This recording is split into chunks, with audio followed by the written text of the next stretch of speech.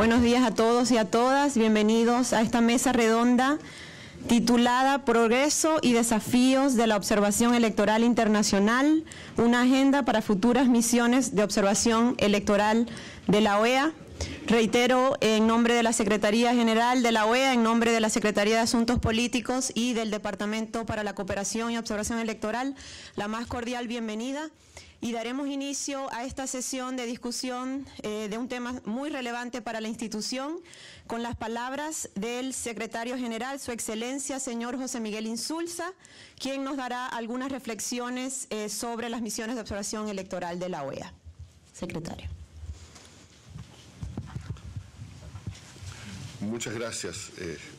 Efectivamente, hemos conmemorado ya hace pocos meses medio siglo de la primera observación electoral en las Américas. Y desde 1962 hemos observado más de 200 elecciones a todo lo ancho y largo del continente.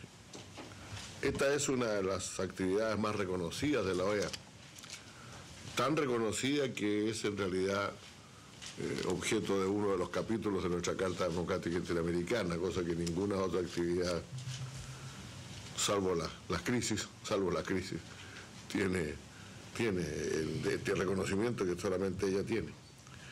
Hemos estado ya presentes en 26 países de los 34 Estados miembros y hemos desplegado en total más de 3.000 observadores electorales. Ahora es importante decir que las observaciones electorales no solamente han acompañado convulsiones de los procesos políticos. Hemos tenido la mayor parte de estas elecciones que hemos observado, se han observado en periodos de perfecta normalidad en los países miembros. Por eso nosotros preferimos decir que las observaciones electorales sirven para forjar los cimientos de la democracia latinoamericana y no para atender crisis o problemas que puedan ocurrir, si bien muchas veces ciertamente en ese momento se les da más relevancia. Las elecciones son un pilar esencial del régimen democrático, porque son las que otorgan la legitimidad de origen al proceso político a través de eventos, de opciones que el pueblo hace de manera libre, transparente e inclusiva. Ahora, cuando se habla de las misiones electorales, siempre decimos, y con mucha alegría, que aquí están presentes además algunos de los representantes de esos países, que ellas se iniciaron en febrero del año 62 en Costa Rica, y luego tuvieron lugar el mismo año en la República Dominicana, hace fin de año, noviembre, si no me equivoco. En ese momento, claro, las misiones electorales no tenían una estructura muy clara, y este caso fue simplemente que el secretario general Alejandro Orfila envió a los expresidentes al expresidente Galo Plaza y al expresidente Misael Pastrana Borrero a observar las elecciones en la República Dominicana. Posteriormente hubo una nueva elección, otra elección en Panamá, y se envió al expresidente de Perú, don Fernando Belaúnde Terry. Es decir, las elecciones eran fundamentalmente de personas importantes, las observaciones eran fundamentalmente de personas ilustres importantes que concurrían para observar la elección en la medida en que esto era posible. No había tanto misiones de observación electoral.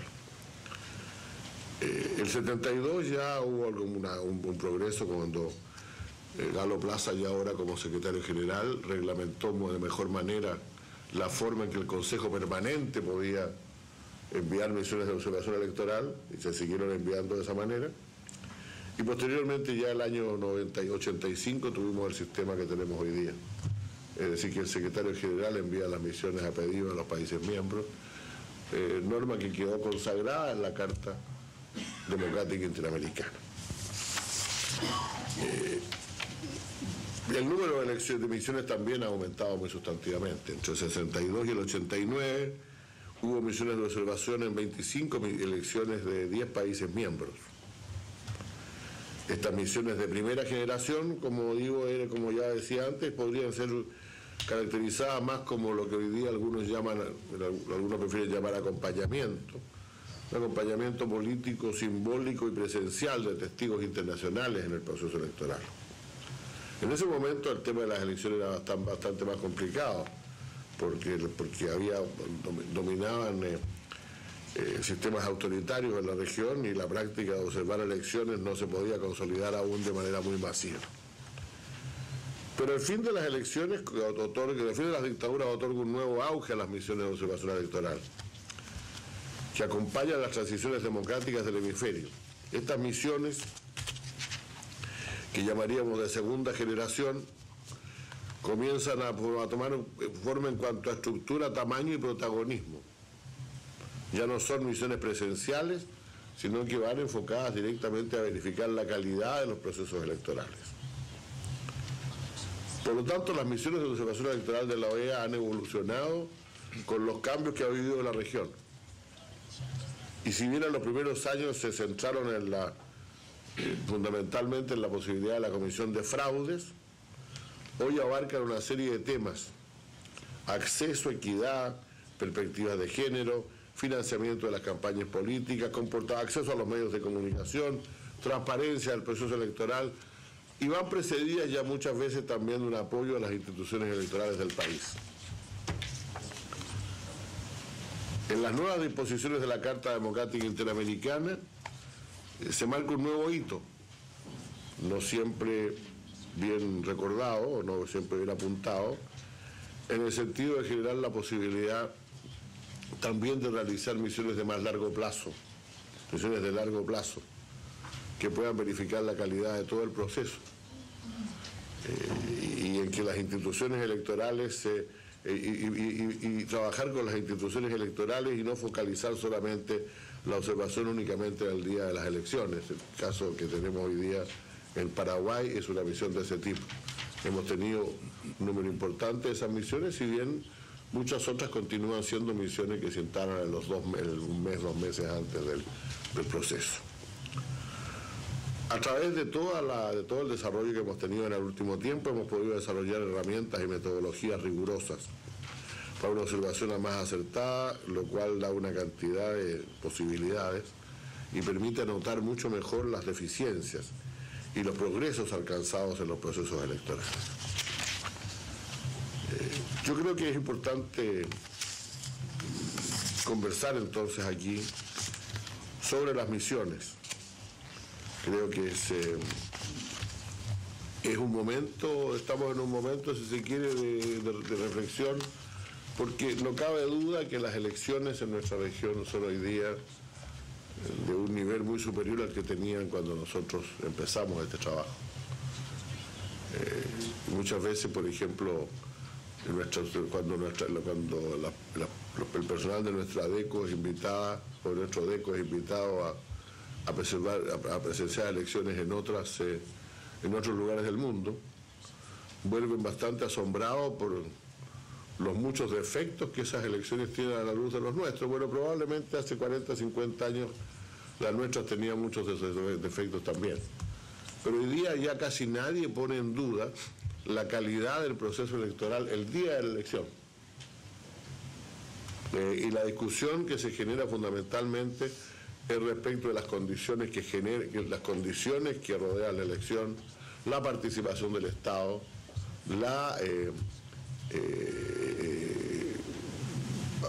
el financiamiento distinto que tienen distintas candidaturas, etcétera.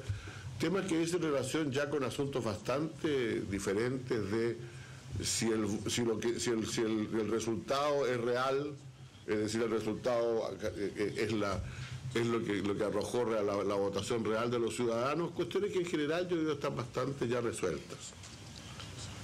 Por lo tanto, el asunto aquí es hablar sobre las elecciones, evaluar lo que nosotros hemos hecho, ver lo que todavía queda hacer en materia de perfeccionamiento de la calidad de los sistemas electorales. Hemos avanzado mucho en eso también, entregamos certificaciones ya para los servicios electorales y su forma de trabajo.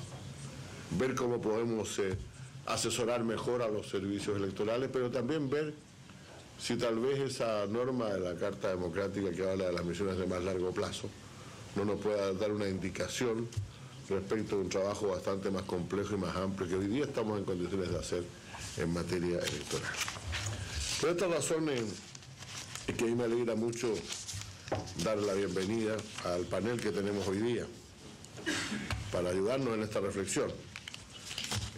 Quiero solamente referirme a ellos brevemente. Está, bueno, Elisa Espejar, como se dice en nuestro país, no necesita presentación porque ella fue directora de la Unidad de Promoción de la Democracia. Y yo la conocí cuando enfrentaba una tarea realmente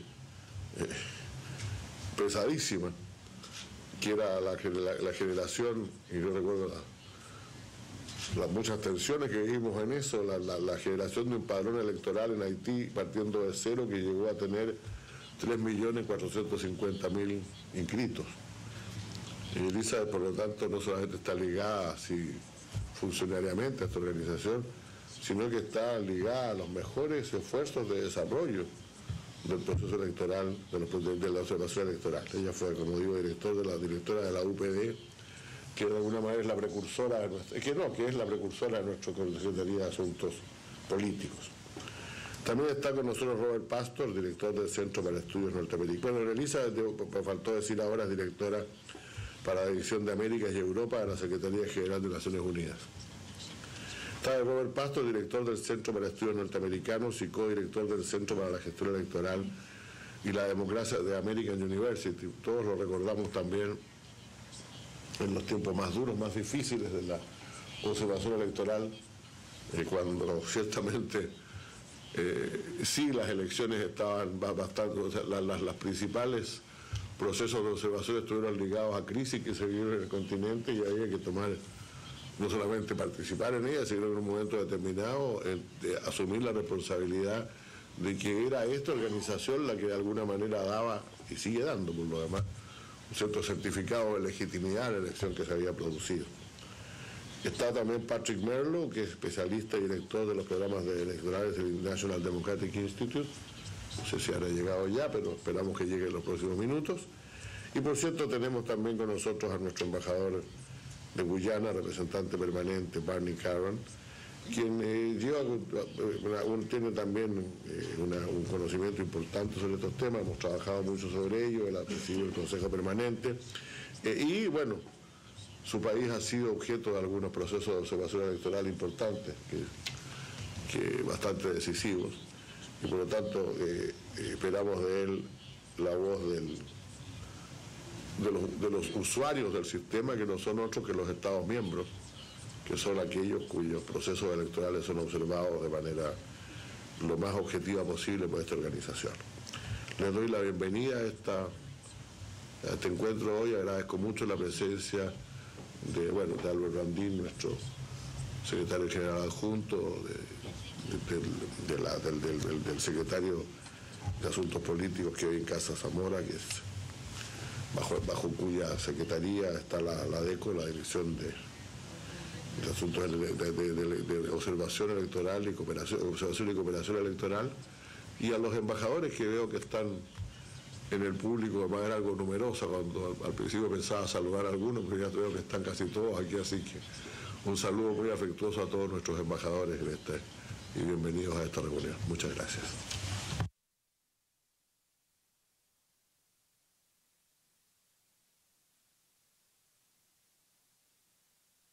Muchísimas gracias, secretario, por sus palabras y este primer aporte a la discusión que esperamos tener hoy día y que va a aportar a esta reflexión sobre las misiones de observación electoral a 50 años de estar haciendo esta tarea.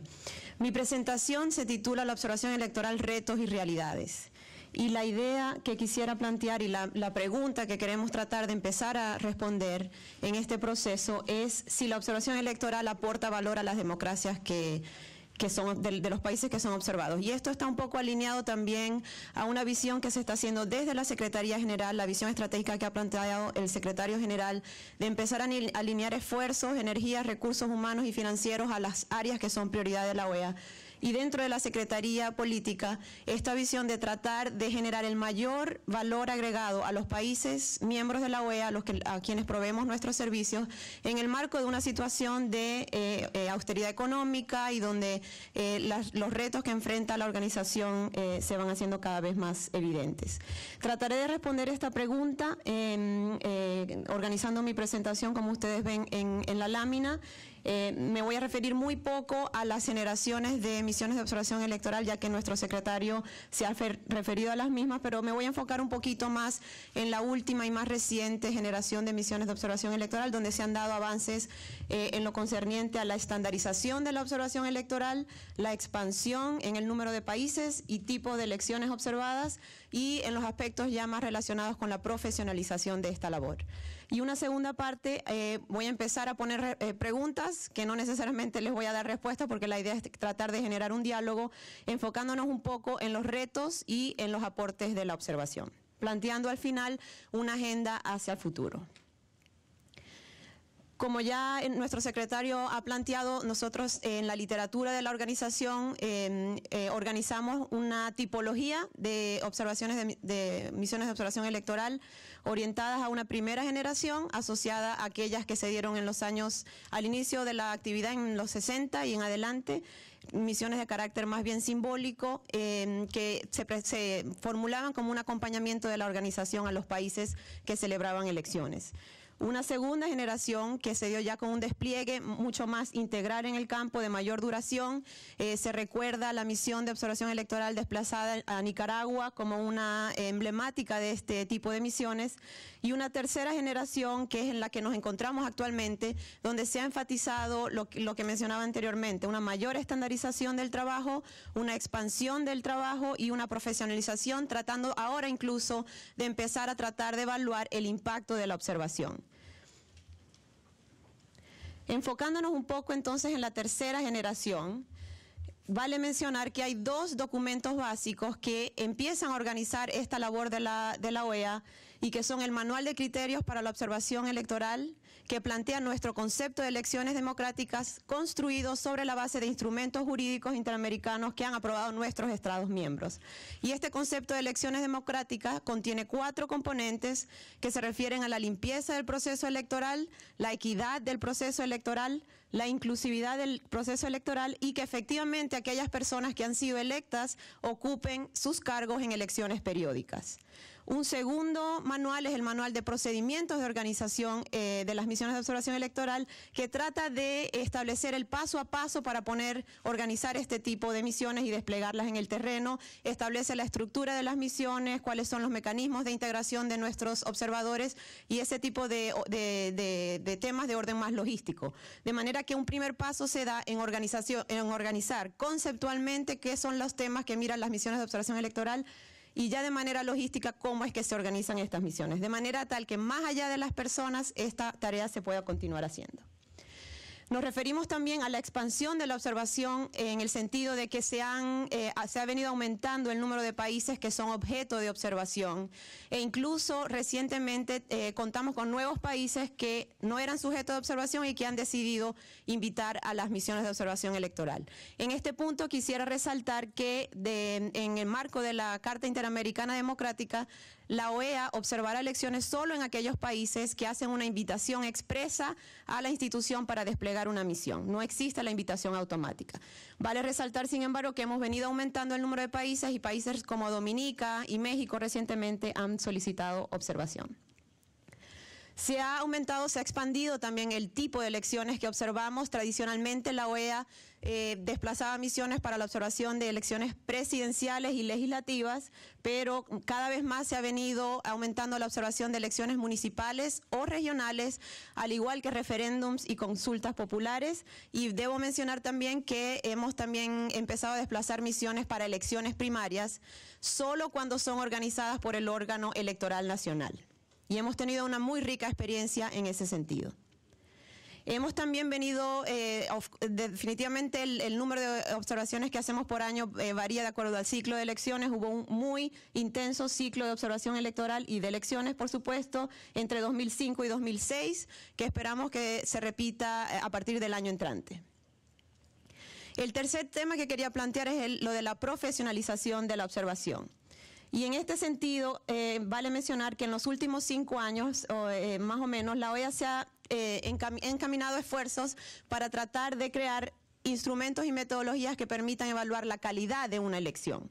Y en este sentido hemos creado y compartiría 4 manuales o documentos o instrumentos técnicos para observar el uso de tecnologías en elecciones, cómo cubren los medios de comunicación la participación de candidatos y partidos políticos, cómo incorporar la perspectiva de género en nuestras misiones de observación, y sobre esa me voy a referir un poquito más adelante, y cómo observar los sistemas de financiamiento de la política.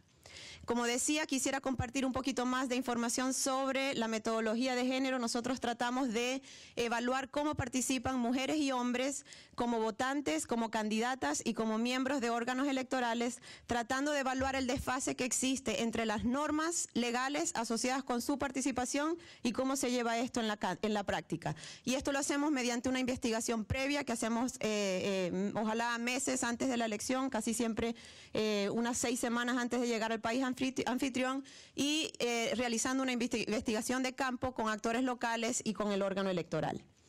El manual de financiamiento se enmarca también en lo estipulado en la Carta Interamericana Democrática, que plantea 2 conceptos básicos en la organización de campañas en el marco de elecciones, que son la equidad en el financiamiento y la transparencia en el financiamiento. Estos 2 son los conceptos que nosotros tratamos de evaluar a través de esta herramienta, y tratando de nuevo de visibilizar cómo se da la práctica del financiamiento político desde las normas hacia las prácticas.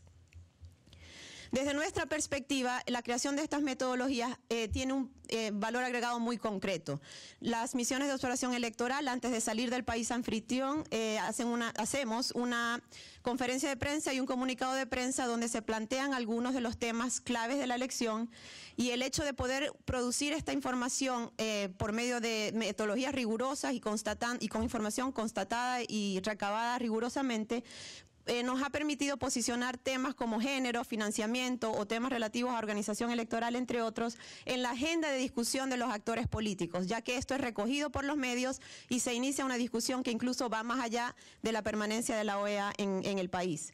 Se producen recomendaciones lo más concretas posibles que pueden derivar en proyectos de cooperación técnica electoral, sirven de punto de partida, o aquellos que ya están en el tema de seguimiento a los actores locales, a organizaciones sociales que están viendo estos temas para hacer incidencia más allá de la presencia de la OEA.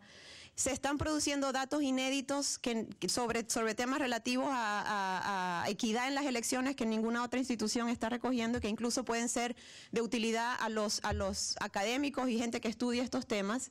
Y en concreto, lo que tratamos de buscar con estas metodologías y estas herramientas es de generar mejoras en los sistemas electorales de los países que observamos. Un primer planteamiento que quisiera hacer, y que yo creo que también nos va a servir para la discusión en la etapa de preguntas y respuestas, es esta visión o la existencia de 2 paradigmas, 2 modalidades de observación. Y la verdad que yo coloqué tradicionales y modernas, pero de verdad que no estoy segura si ese es el término ideal. Lo que yo quisiera compartir con ustedes es que hay 2 maneras de organizar las misiones de observación electoral y lo que está haciendo la OEA en la actualidad.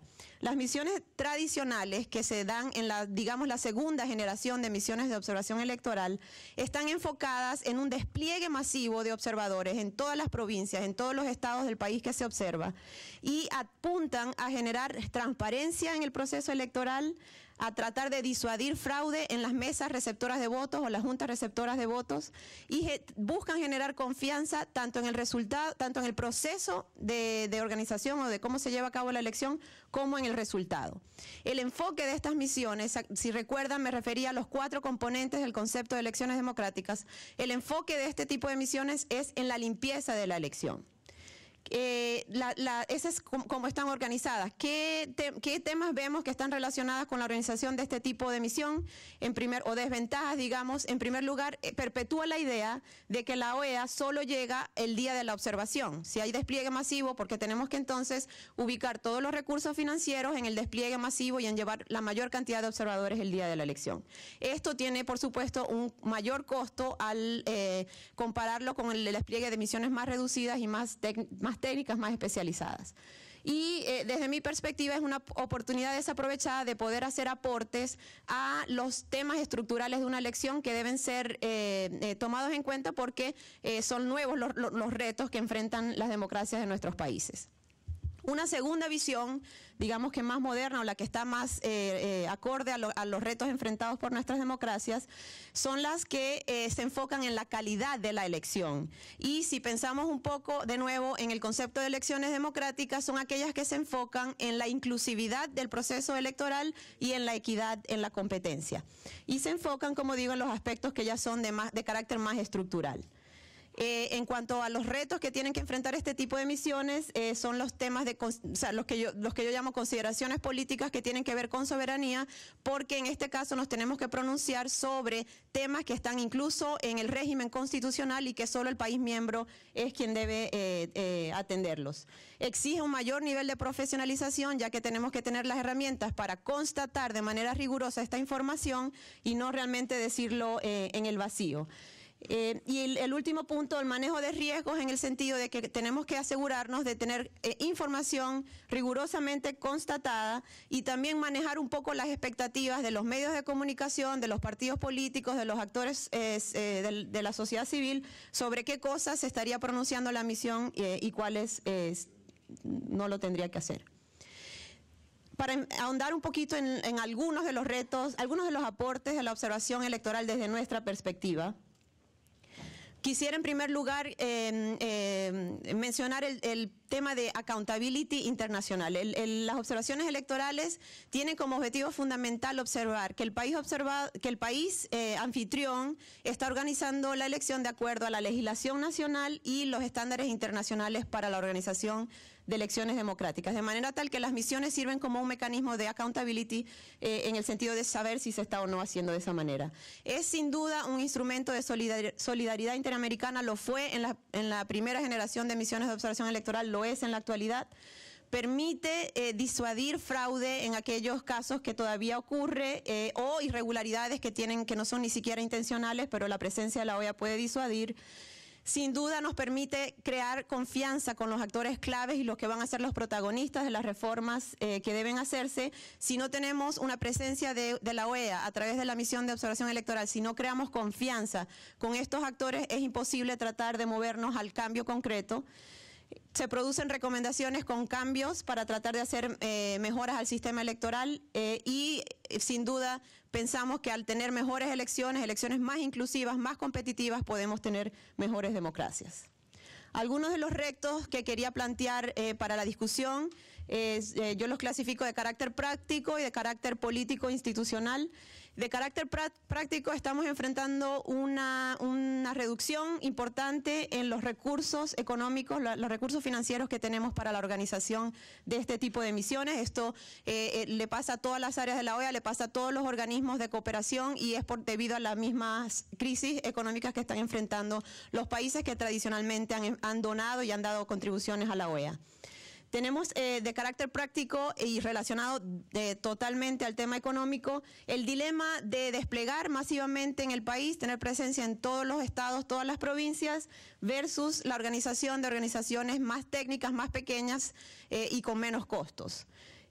Otro tema pertinente que ha surgido y ha venido surgiendo y creo que es importante empezar a atender, la oportunidad en la fecha en que nos invitan a la OEA, dado que por resolución del Consejo Permanente de la Asamblea General, las MOE solo pueden ser organizadas con fondos de donantes, nosotros requerimos un tiempo para poder hacer la recaudación de fondos y cuando las invitaciones llegan tardíamente es un poco difícil poderlos ubicar.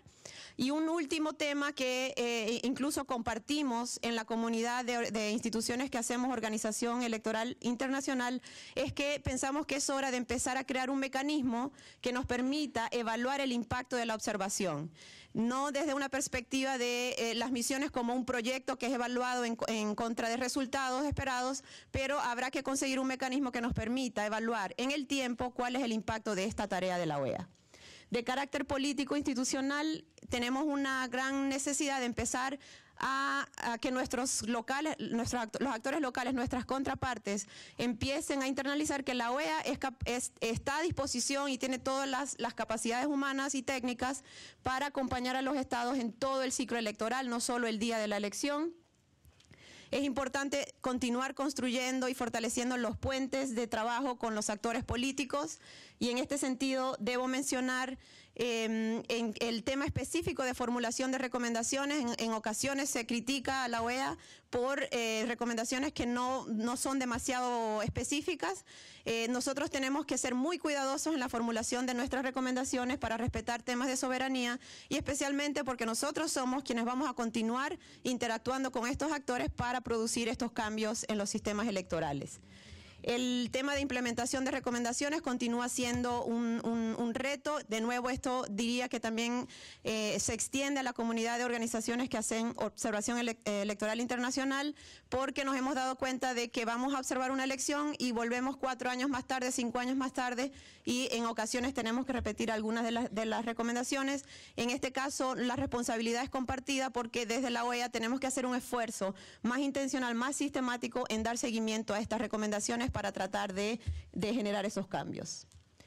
En cuanto a algunas medidas que hemos empezado a tomar para enfrentar estos retos, no son todas, y yo quisiera que en este diálogo y en esta conversación se empiecen a tratar y recibamos de todos algunas ideas de cómo atenderlas. En primer lugar, hemos hecho una priorización del tipo de elecciones observadas. En un ambiente de austeridad económica tenemos que organizar bien cómo alineamos los recursos humanos y financieros, y hemos establecido como prioridad la observación de elecciones presidenciales y legislativas, y luego hay una serie de categorías sobre los otros tipos de elecciones. Hemos adoptado la figura del grupo móvil y el aprovechar recursos humanos que existen en los países, los observadores residentes en el país anfitrión, a manera de optimizar el uso de recursos. En este punto debería aclarar, el grupo móvil consiste en 2 o 3 observadores que meses antes de la elección, para optimizar costos, visitan todo el país tratando de recabar información que nos puede ser útil en el trabajo. Una tercera medida es la creación y afinamiento de los instrumentos de observación. Ya compartí algunos de los temas y tenemos pendiente la creación de algunos otros. Tenemos la necesidad de formular mejores recomendaciones, y en este sentido hemos pensado que hay que tratarla de hacerlas lo más específico posible, medibles, realizables y relevantes y oportunas en el tiempo político de los países, y tratar de enfocarnos en el qué se debe observar, y siendo respetuosos de este tema de la soberanía, qué temas deben ser mejorados, pero no decir el cómo. Hemos también pensado en formular un protocolo de seguimiento a recomendaciones que está vinculado a la creación de una base de datos de seguimiento de recomendaciones de aquí al futuro. El futuro de la observación electoral. El punto de partida para esta discusión de qué temas deberían ajustarse están enfocados en tratar de responder cómo lograr que la observación electoral aporte aún más valor agregado a los países que son observados, y cómo debemos hacerlo adecuándonos a la realidad actual que son relacionados con los retos que he venido planteando. Para este fin, partimos hoy con esta mesa redonda sobre observación electoral internacional, y con una duración de 1 año esperamos poder llevar a cabo ciertos diálogos y mesas redondas que involucren a las personas que tienen que ver, a las instituciones que tienen que ver con la observación electoral, incluyendo los donantes, a la academia, a tratar de hacer una discusión interesante sobre el nuevo mapa de actores que hacen observación electoral en la región, cómo se inserta la OEA, cómo se diferencia, cómo complementa. En el verano estamos planificando la organización de un seminario internacional sobre observación electoral con el IFE de México y la OEA. También debemos incorporar a los órganos electorales nuestros principales beneficiarios, y pensamos también organizar una discusión con ellos, al igual que con los equipos que hacen observación electoral, y esperamos concluir en febrero del año entrante con una nueva mesa redonda que recoja todos los hallazgos de estas discusiones y que permitan plantear una agenda muy concreta de ajustes, de mejoras que se puedan hacer a las misiones de observación electoral de la OEA. Muchísimas gracias.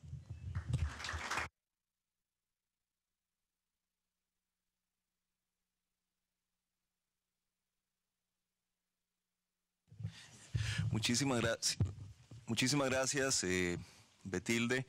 Y quizá empiezo por lo que debimos haber empezado, que fue por presentar a Betilde, que a quien tenemos la buena fortuna de tener ocupando la posición de directora del Departamento de Observación y Cooperación Electoral desde el mes de agosto pasado.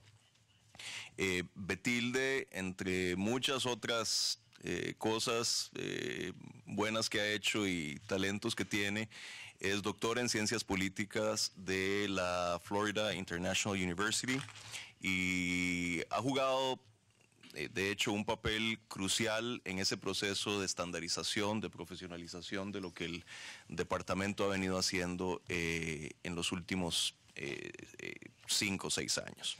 Así que realmente muchas gracias, Betilde, por la presentación, que me parece que enmarca muy bien el tipo de discusión que quisiéramos tener hoy.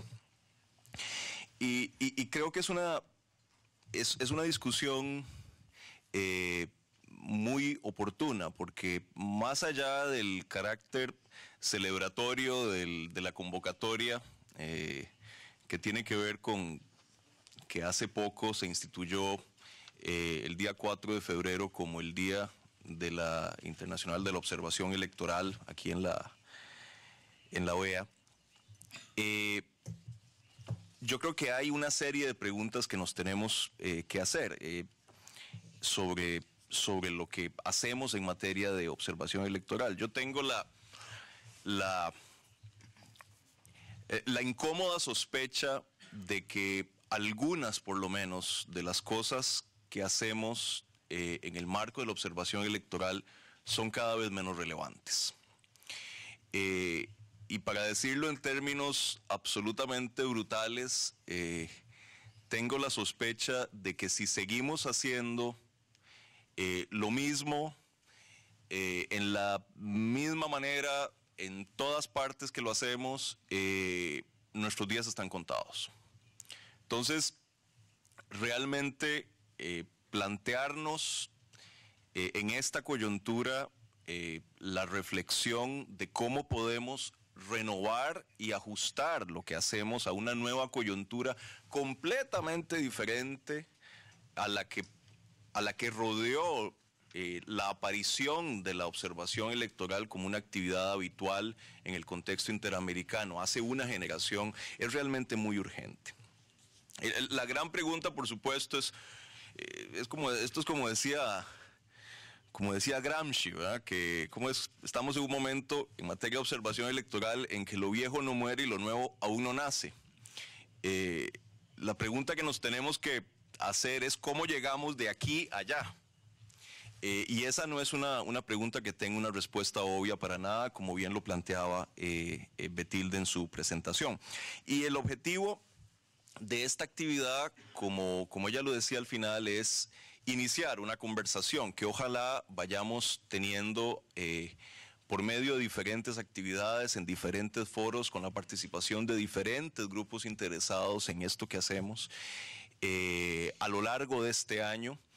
En parte porque, mejor la tenemos esa conversación este año antes de que se nos venga el siguiente tsunami electoral en la región, que es el del 2014, ¿no?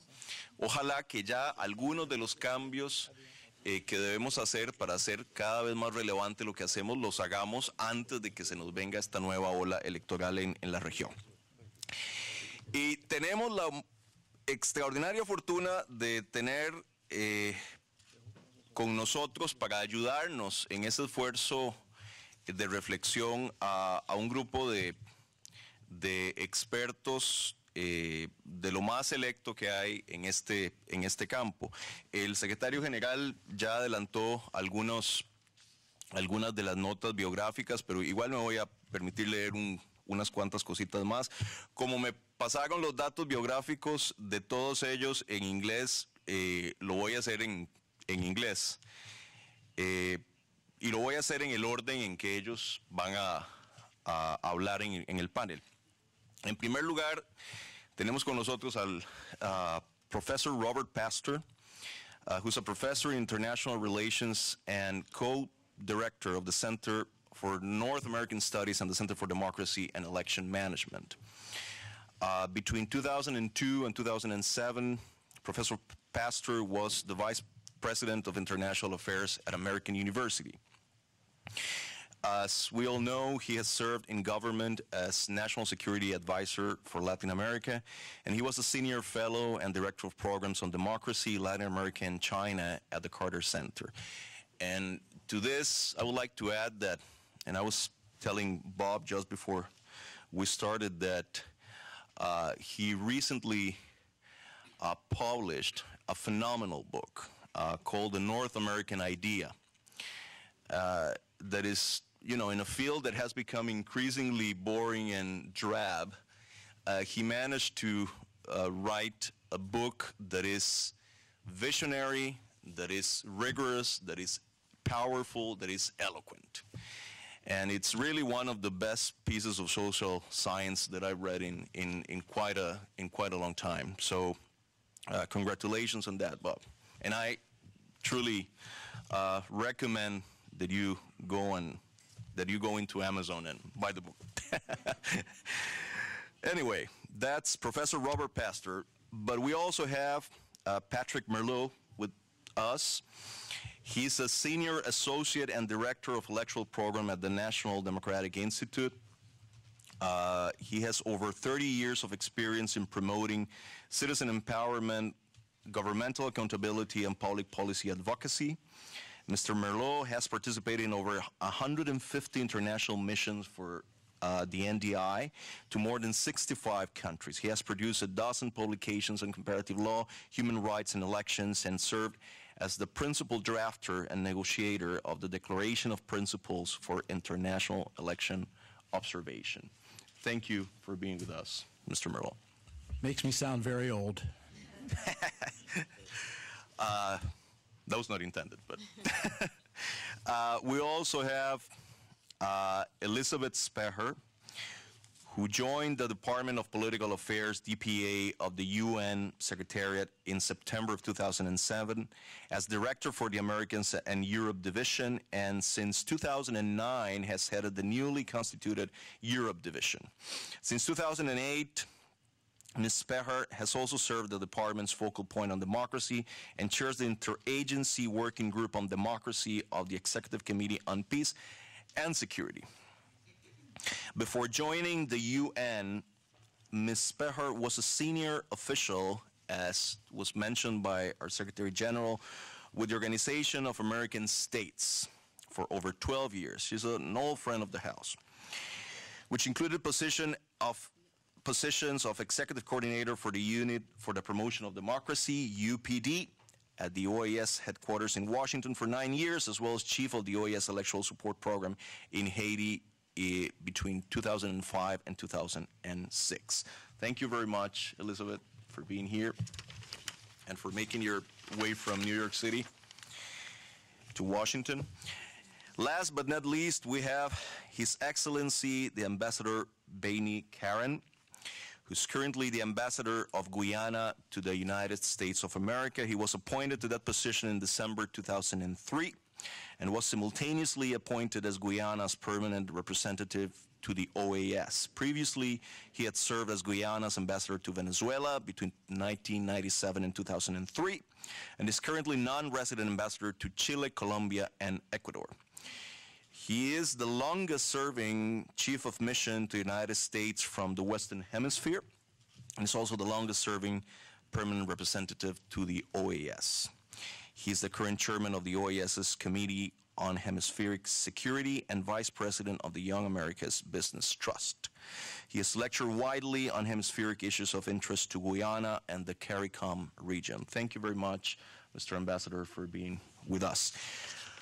Okay, so with that terrific lineup, I would give the floor to Bob. I would kindly ask our speakers to stick to, I would say, 12 minutes, and so that we leave as much time as possible for the Q&A, because I know that the input that you will provide will be very, very interesting to the audience. So, Bob, the floor is yours. Thank you, Mr. Secretary General, for being here, and Dr. Munoz, and Kevin especially for his wonderful introduction and his unpaid plug on behalf of my book. which is not the subject of my discussion this morning, but I would be glad to talk to you about that at another time, if you'd like. And I'm also very much honored to be on a panel with Elizabeth Spehar and Pat Merlot and Ambassador Karan, all of whom worked on these issues a great deal. I'm reminded of an insightful comment that was made by Dan Quayle, who was Vice President of George Herbert Walker Bush. As the Cold War was receding, he said, the movement towards democratization is inevitable, but that could change.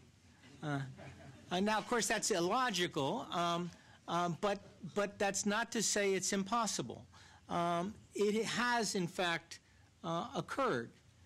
We have seen an increasing awareness throughout the world, and particularly in the Americas, of the inevitability of the desire by people to have free elections and democracy. But we've also experienced setbacks, and therefore this roundtable today, I would say, is of critical importance, and I congratulate Kevin and Dr. Munoz for organizing it, because we have seen the peaking of support for democracy occurring ironically with the proclamation and the unanimous support of the Inter-American Democratic Charter in 2001. And I would say that since then we have slid, not just in elections, but more in democracy, which has eroded in the Americas. And so I think this is a good time to reflect. And by erosion of democracy, I'm not just talking about the Nicaraguan municipal elections of 2008 or their presidential elections in 2011. I'm not just talking about the creeping authoritarianism that has occurred in Venezuela, the attacks on press freedom in Ecuador. I'm also talking about in the United States, the growing impact of money in our campaigns, the lack of uniform standards, the absence of nonpartisan election commissions in the United States. Throughout the Americas, we have seen an erosion. And I think this is a good moment to think hard about what to do about it. Let me first place the issue of democracy in the Americas in a broader historical and comparative context with which we can understand the evolution of the three stages of election observation that the Secretary General and Dr. Munoz has just outlined, and then talk a little bit about strengths and weaknesses of the OAS and its election observation missions, and then finally offer some recommendations as to where we should go from here. First, the OAS is often criticized or praised as if it were an independent organization managed and directed by the Secretary General.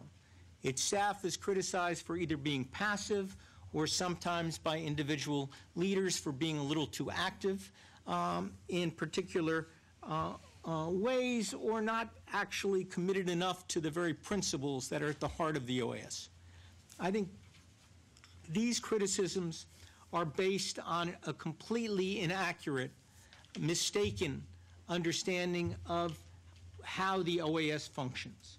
The OAS is at base an intergovernmental body which reflects the interests of all of its members. And therefore, to understand the OAS's behavior over time, you need to look beyond the individual leadership of the OAS Secretary Generals or the professionalism of its staff, and to think hard about the composition of its membership. In particular, as we look at this issue today, you have to look at the composition of whether its members are democratic or authoritarian, or in some balance between them. Secondly, the OAS, like many intergovernmental organizations, was born with a congenital defect. It was born both with high-minded principles of support for democracy and also with explicit statements that prohibit any intervention in the internal affairs of any of its member states. Indeed, those prohibitions are so severe that they have been interpreted at different moments in time as denying the right of the OAS or even its Secretary General to make clear statements that could have an impact on a particular member state. With these 2 points of departure, that the OAS is a reflection of its member states, and that it also has a congenital contradiction between high-minded principles and the principle of non-intervention, I think it's a lot easier to understand the evolution of its relationship to the principle of democracy over time. Carlos Andrés Pérez, in April of 1990, spoke before the OAS and said that Article 15, the principle of non-intervention, had become a problem, quote, by allowing the protection of dictatorships like those of Somoza, Stroessner, de Valle, and Trujillo. Non-intervention, he said, had become an passive intervention against democracy. So let's now think about the evolution of the composition of its memberships.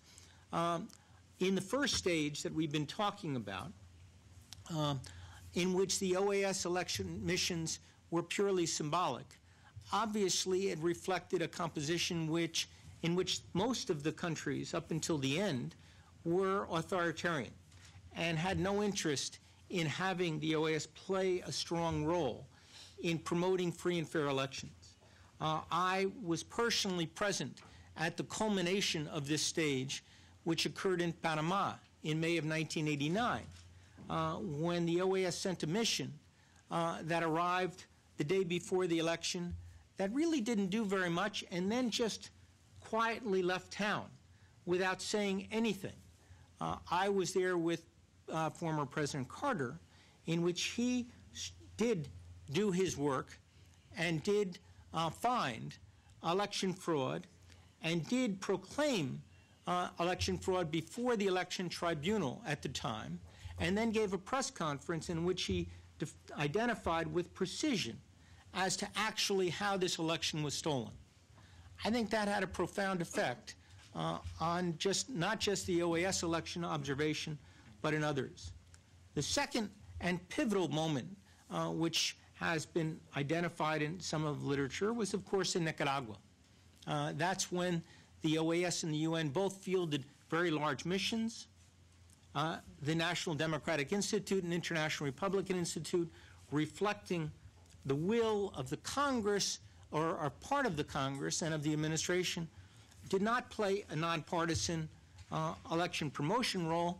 In Nicaragua, they played the role of helping one side. The Carter Center redefined election observation in this election mission, led by both Jimmy Carter and 12 former presidents and prime ministers of the Americas, visiting on a regular basis, learning from the experience of Panama. Instead of certifying or instead of developing a methodology of assessing each stage of the electoral process, rather define their mission as trying to help both sides negotiating the terms of a free election that all sides would accept as free and fair. That was an unbelievably difficult challenge. I can tell you, as the person who directed that and was involved in it from the beginning, when we first arrived in September of 1989, we spent a lot of time with Daniel Ortega and the Sandinista government, a lot of time in the opposition, and to be perfectly frank, with the distance of many years, there were no Democrats in that country.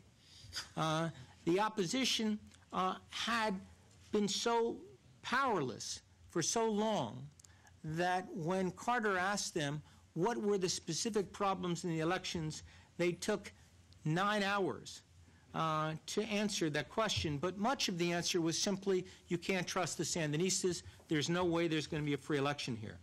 But at the end of it, he said, he summarized in just 2 minutes. He said, I've listened to you very closely. I've identified 5 specific issues that you've raised, 3 of them are critical to a free election, and if they're not changed, then we won't observe this election.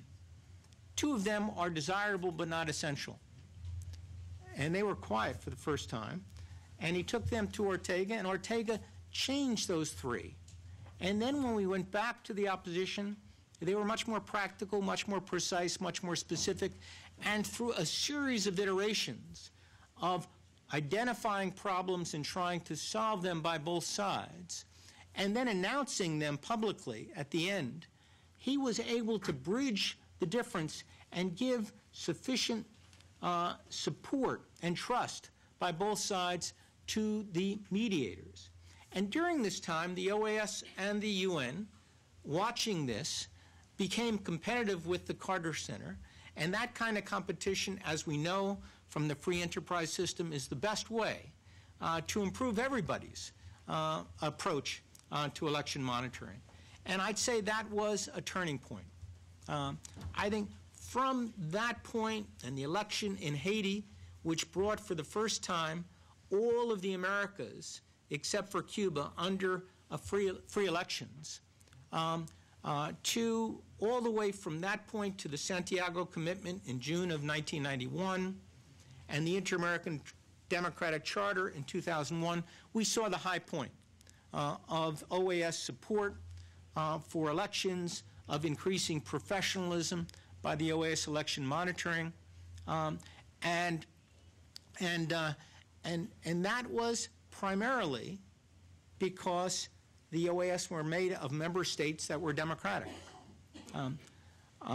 Ironically, it was Latin American support for Hugo Chavez after the attempted coup in 2002, and whatever the role of the United States government at that time, whether it was to try to support the coup, as many people think, or whether it was to acquiesce in the Latin American support, doesn't really matter. What really happened after that was, ironically, the person that the OAS and Latin America supported to defend democracy began a new model of creeping authoritarianism, which has been proven very difficult to defend against on behalf of democracy. In part because this was a person who was committed to elections. Hugo Chavez has held many elections, but we haven't been able to define the challenges of a democratic structures that would allow the Americas to stand up and say there is a line that's being crossed. And that has coincided with a number of other challenges that have emerged, whether it's the polarization in Honduras, which was, I would say, exacerbated by the polarization within the OAS or in Paraguay. I think the invitation to Cuba to rejoin the OAS, which in my judgment is positive, but lacked a clear reminder of the Inter-American Democratic Charter as part of that rejoining the OAS. And, of course, as I mentioned, several other challenges that have occurred to democracy since then. So the question now is, where do we go from here? I think the strengths of the OAS is obviously its tremendous evolving professionalism of its staff, of its methodology, of its technical assistance. I think the strength of the Secretary General's active involvement in crises, which we hadn't seen in earlier stages. These are very important strengths overall. The weakness is we are now still restrained very much by the changing composition of the Americas. Despite the fact that there are elections, we haven't defined democracy in wide enough terms to allow us to step into a process in a legitimate way and reinforce democracy. So the final point is, what do we do from here? I'd say, first of all, on election observation, save your money. You don't need to observe every election in the Americas. Indeed, it's precisely in those countries that invite you that you don't need to go. What you need to do is to focus your time and on those matters that are most important. And what is needed by the OAS as a whole is an automatic resolution, perhaps an amendment to the charter, that says that as a member of the OAS, as a signature of the Inter-American Democratic Charter, you are always welcome to observe any election. You do not need an invitation. You are welcome. It's your choice whether to come or not. And that saves you the problem of intervention if you can get by it. Second and most important thing is you need to make a distinction between technical problems and political challenges. You have the resources to provide technical assistance, not only to election commissions, but to legislate, to parliaments, to judiciary, to civil society. If it's needed, you can send small missions to assist them in that. And it is needed in every country, and I would say, frankly, in the United States as well. We need it. And we need, in the United States, to be able to address a question which is fundamental to our new world, which is, can we not learn from our neighbors? Because in my judgment, every country can learn from its neighbors. The United States is particularly parochial in not asking that question. We could use some help in encouraging us to ask that question, because I've done a book comparing the electoral systems in just 3 countries in North America, the US, Canada, and Mexico. And as I like to point out, the US came in 3rd. That's the good news. The bad news, there's only 3 countries in North America.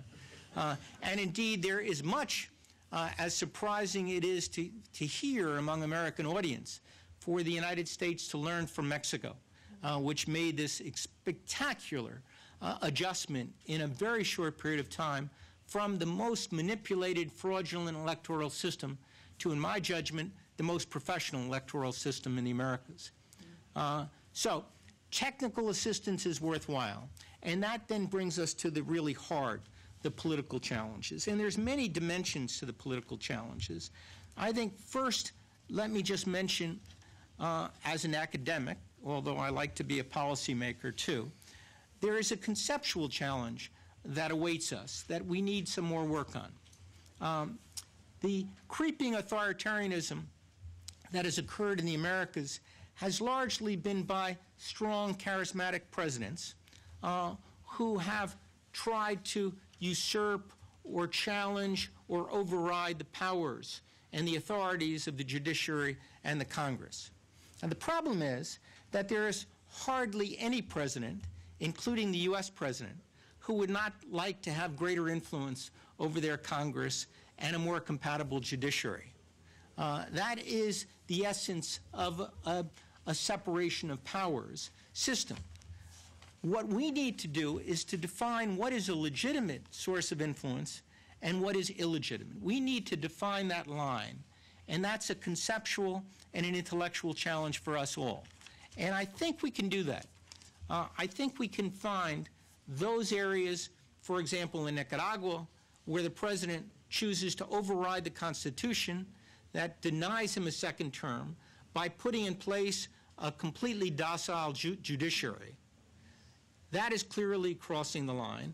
And those opportunities where a president may make a comment, as President Obama did in one of his State of the Union messages, that a particular decision by the Supreme Court was not a correct decision. So we need to draw that line, and we need to hold leaders and countries to that line conceptually. Secondly, for those elections or for those democracies that are challenged, I think the OAS should turn increasingly, as it did in the second stage and the current stage, to independent leaders in the Americas. And there are now a lot of those leaders. Eduardo Stein and Dante Caputo Oscar Arias, many other leaders are prepared, if delegated, to stand up clearly on behalf of democracy, as they did, as Lloyd Axworthy also did in the case of Peru at a critical moment in time.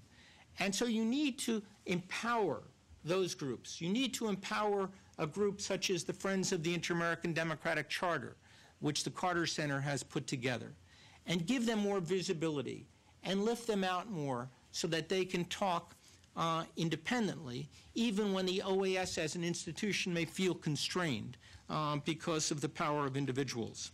And they need to speak up more.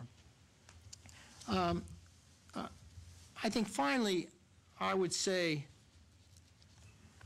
part of the challenge now is because the Americas are very much fractured, and South America is moving in a different direction. And there is a competition for preeminence in South America between Brazil, for example, and Venezuela, and whether Brazil places a higher priority on limiting U.S. influence and being preeminent in the Americas, or on promoting democracy and human rights, remains an issue that is not yet resolved. But it is a central issue to the success of the Americas in promoting democracy. The United States has stayed pretty much out of that debate for a variety of reasons. I think it's unfortunate, but it's understandable. But that's a debate that's needed. I think there's a debate that's needed in Brazil, as there is a debate that's needed in the United States. And that the international community should participate in that debate on the future of democracy, because I think that is central to whether or not we're going to move forward. In conclusion, let me say that this is a good moment in the Americas in that all of the countries, with the exception of Cuba, acknowledge that elections are the basis of legitimacy. And all of them hold elections, and almost all of those elections are reasonably okay. This is, however, a critical moment because it's time for us to define elections as a part of democracy and not sufficient part to assure that democracy will last and endure, and that the Americas, which is second only to the European Union as a collection of institutions dedicated to democracy, can move further in a manner that guarantees the future of democracy is here. I think we need to begin a dialogue on the line that separates the legitimate from the illegitimate on creeping authoritarianism, and we need to send up a flag when presidents cross that line. So it's wise for us to remember, as Dan Quayle reminded us, that democratization is inevitable, but it is not self-reinforcing. In fact, there are challenges every step of the way, and there is no perfect democracy anywhere. And all of the Americas have a collective responsibility to help each other overcome those challenges. We all need to remain vigilant. Thank you. Thank you very much. Thank you very much. Thank you very much, Robert. Elizabeth. Thank you. Oh, sorry, I was going to say I just got promoted. Okay. I mean, you can, no. Whichever. That's fine. You can go. Is yours more general? Okay. I think I'll cede to my good friend Pat, okay, so not to disrupt the natural order of the universe, and then I'll chime in. Thank you. Well, actually, I was going to open Kevin and Dr. Munoz first for thanking me to join the panel, and second saying, having known Bob Pastor for more than 20 years, I knew that I should come prepared to simply say "estoy de acuerdo" and pass the microphone to Elizabeth. And so Kevin was just skipping that part and going straight to Elizabeth. But I want to start with a heartfelt salute to the OAS. I have to say, like perhaps many of you, I was taken a little bit by surprise earlier this year when I was reminded that it's been 50 years since the OAS began election observation. I thought, you know, my goodness, I didn't think anybody was observing elections, you know, except maybe the Greeks, that long.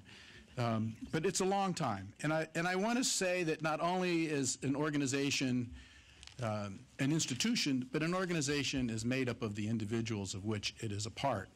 And it is largely a reflection of its leadership. And so for that, Mr. Secretary General, I hope you'll permit me to say that your personal role in election observation is something that, for me personally, I've been very grateful for.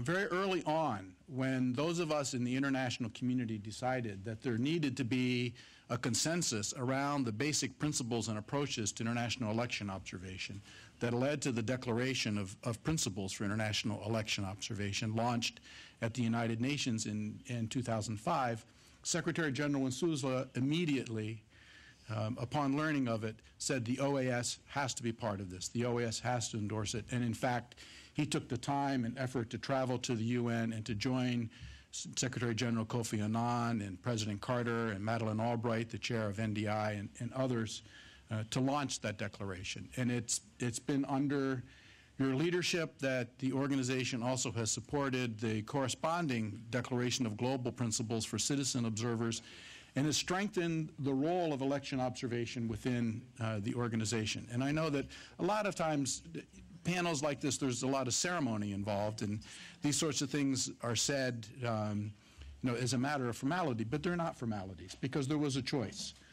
The Secretary General did not have to support those things and has not had to take the steps that have been taken with the organization. And I think that those are things that are worth acknowledging as we start.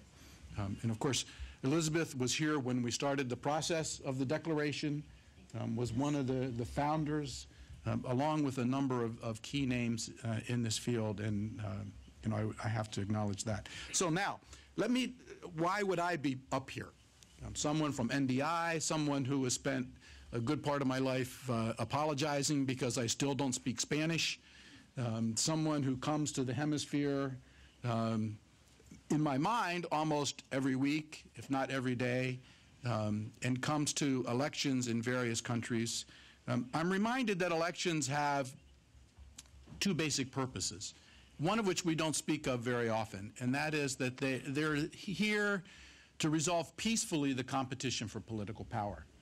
And fortunately, those of us in this room who think about the hemisphere don't have to be terribly concerned about that element of elections at this stage. But I was delayed this morning for two reasons. One was a bit of a problem, a crisis concerning the organization of elections in Kenya on March 4th, and also in Lebanon that are coming a bit later this year, and where the legislature is in a deadlock about the election law. There are many places in the world where that element of elections is still principal. But what we're looking at in the hemisphere is a different aspect. And that's what we usually talk about in elections, that it's the vehicle through which the citizens of a country select those who are going to hold the offices of government. And I believe that's another thing that we too often take for granted. We say it, it's in the charter, it's in all of the major declarations, but we don't think a lot about it. And for me, I start from a simple statement about this, and that is elections belong to the people. Full stop. And that is a bit of a radical concept. They don't belong to the people who happen to be in power at this moment. They don't belong to the people who are competing for those offices for the next moment. Nor do they belong to the election administration, who has the extraordinary obligation of organizing the elections properly. They exist so that the citizens of the country can receive the information that they need, can act freely, and can make a choice. All of us, coming from the outside and looking in, have to assume that these purposes, these principles are applied to any comment, any activity that we might make about elections. And so for me, I try to organize this into three basic principles. That is, we're looking at the inclusiveness of the process. We're looking at the transparency of the process. And we're looking at the accountability of the process, because while elections hold accountable those who are standing for office and hopefully those who are seeking office in the next round of elections, the process itself has to be accountable. Otherwise, why compete for power through elections rather than through some other means? And that threat is something that is always present in every country, even those that are more established democracies. So in looking at this idea of elections belong to the people, I think one of the really important things for us as we look forward is to understand the connection between the election process and the right of people to seek, receive, and impart information about the nature of governance, about the nature of the political process itself. There's a linkage to what, these days we're calling open government and the open government partnership, which Mexico and Brazil and so many countries have played an important role in developing over these last few years. It's also incumbent on us to think about the obligations that fall to government in an election, which, as I mentioned, are extraordinary. Just the logistical undertaking of moving ballots and ballot boxes to tens of thousands of localities simultaneously on the same day, conducting a day-long operation through which there's a precise resolution, accounting, and reporting, is something that, except for military operations, no government has to organize. And we have to appreciate the weight that goes with that and the nature of the imperfections that will take place in any process that's that large and that sensitive, and yet we have to demand near perfection in the way that it's done. We also have to think about how citizens, if elections truly do belong to them, citizens have a right to know about the nature of the election process, how it's organized, and how it unfolds. And that means that citizens may organize and should organize themselves not just as political party agents, which of course have a right to be present in the polls, even I would say when the ballots are being designed and printed and so forth, but also as impartial observers and in the role of the media. So these things are part of a process that when we come from the outside, I think we have to have as our foundation. And then we ask ourselves when we turn the page to international observation, exactly why are we coming? If we're coming simply to be able to get a very good sense of what the nature of the political dynamic is, to report to the Secretary General so that he can help give guidance within the Permanent Council and the organization, then a few people, very seasoned, with good judgment, for a relatively short period of time can accomplish that goal. But if what we're doing is making a statement to the citizens of that country, if what we're doing is promoting a democratic process and democratic development within the hemisphere, according to the charter, according to the treaties, then we have to organize something that is more systematic and that is a larger undertaking over the periods of time and have the phases that Batilda mentioned in her presentation much more rapidly than I could ever expect to do at this moment. So I'll simply acknowledge them. The next point that I would want to make, and there are only a few more, is that when looking at the seriousness that such a systematic undertaking would demand, it's very important to understand that the OAS or any other organization is not alone. And I think, Bob Pastor, you did a good job in reminding us of that. I thought of 1994 in the Dominican Republic, which most of you know quite well, and that in that situation it was a combination of the delegation that was there from the Organization of American States, the delegation that was there from IFAS, the delegation that was there from CAPEL, the delegation that was there from NDI, when there were no nonpartisan citizen observers at that time yet in the Dominican Republic. It was those organizations who together conferred regularly from before the election to during the election to after the election about the disenfranchisement that was taking place on large scale on election day, and that it was affecting almost uniquely citizens who were trying to vote for one of the two opposition parties. And that needed an immediate response by electoral authorities, and as you know, it led eventually to a major political change in the Dominican Republic, of which the OAS's good offices was critical in leading to the resolution of that problem. When I think about the example that you gave in 2000 in Peru, again, the OAS played a critical role in that, and Eduardo Stein, I believe, was really forthright and heroic in the way he blazed the trail in going there. I remember talking with him just before he departed, in which he was looking forward to having a low profile, as he had done previously, that he was not planning to speak out very much, but within 2 weeks, he felt, unfortunately, he had to speak out.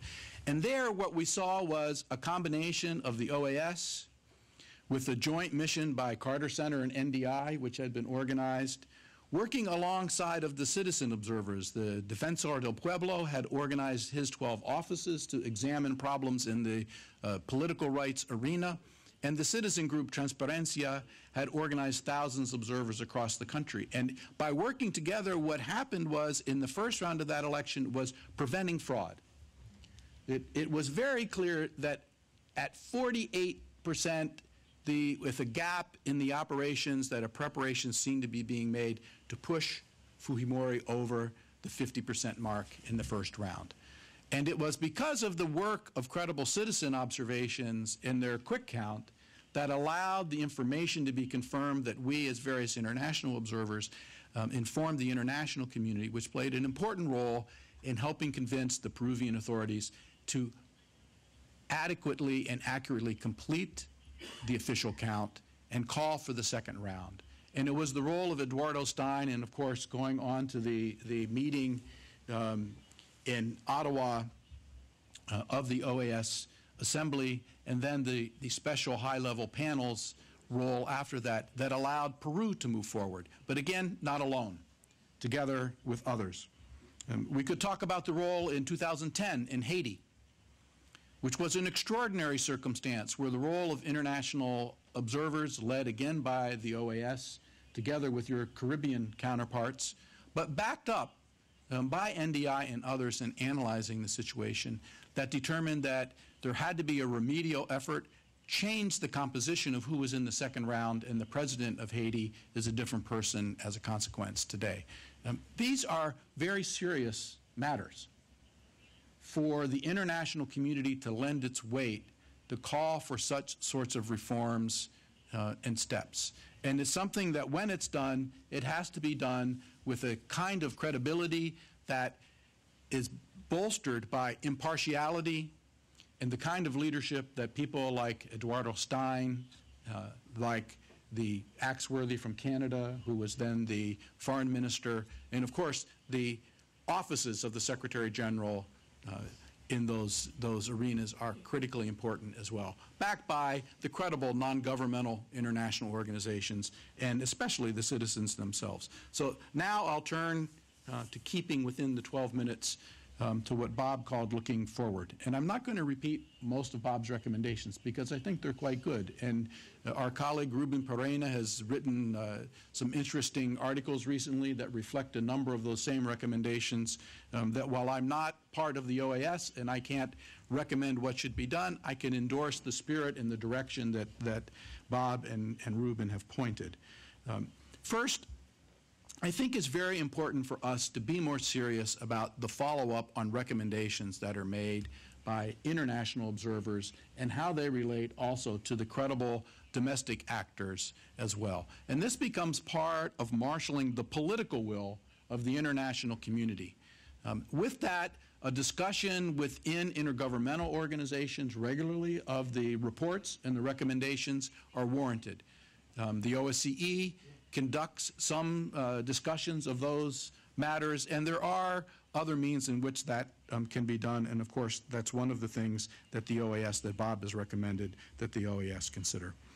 The link to domestic reform is the essence of that, and that is a matter of sovereignty. So backing up and giving forum, voice, and the ability of those who are seeking to improve their democratic process is something that I believe is important for the international community to do. And again, along with Bob, I think that is just as relevant in the advanced democracies, the more established democracies, as it is in the newer, more transitional ones. We certainly could have used some help here in this country in 2000, but also the point in Texas this year where we had the Attorney General saying that observers from the OSCE would be arrested if they tried to enter the polling stations showed a lack of sensitivity and understanding about the nature of the way things are going internationally. So we certainly need help. Every country needs help, and we can learn from each other. The next point I would repeat is the interconnectedness between election observation and open government. The idea that when you conduct an election, there are governmental agencies beyond the Election Commission. It's the role of the security agencies. It's the role of other agencies, those that monitor financing and so on, corruption and anti-corruption agencies, which we could talk more about.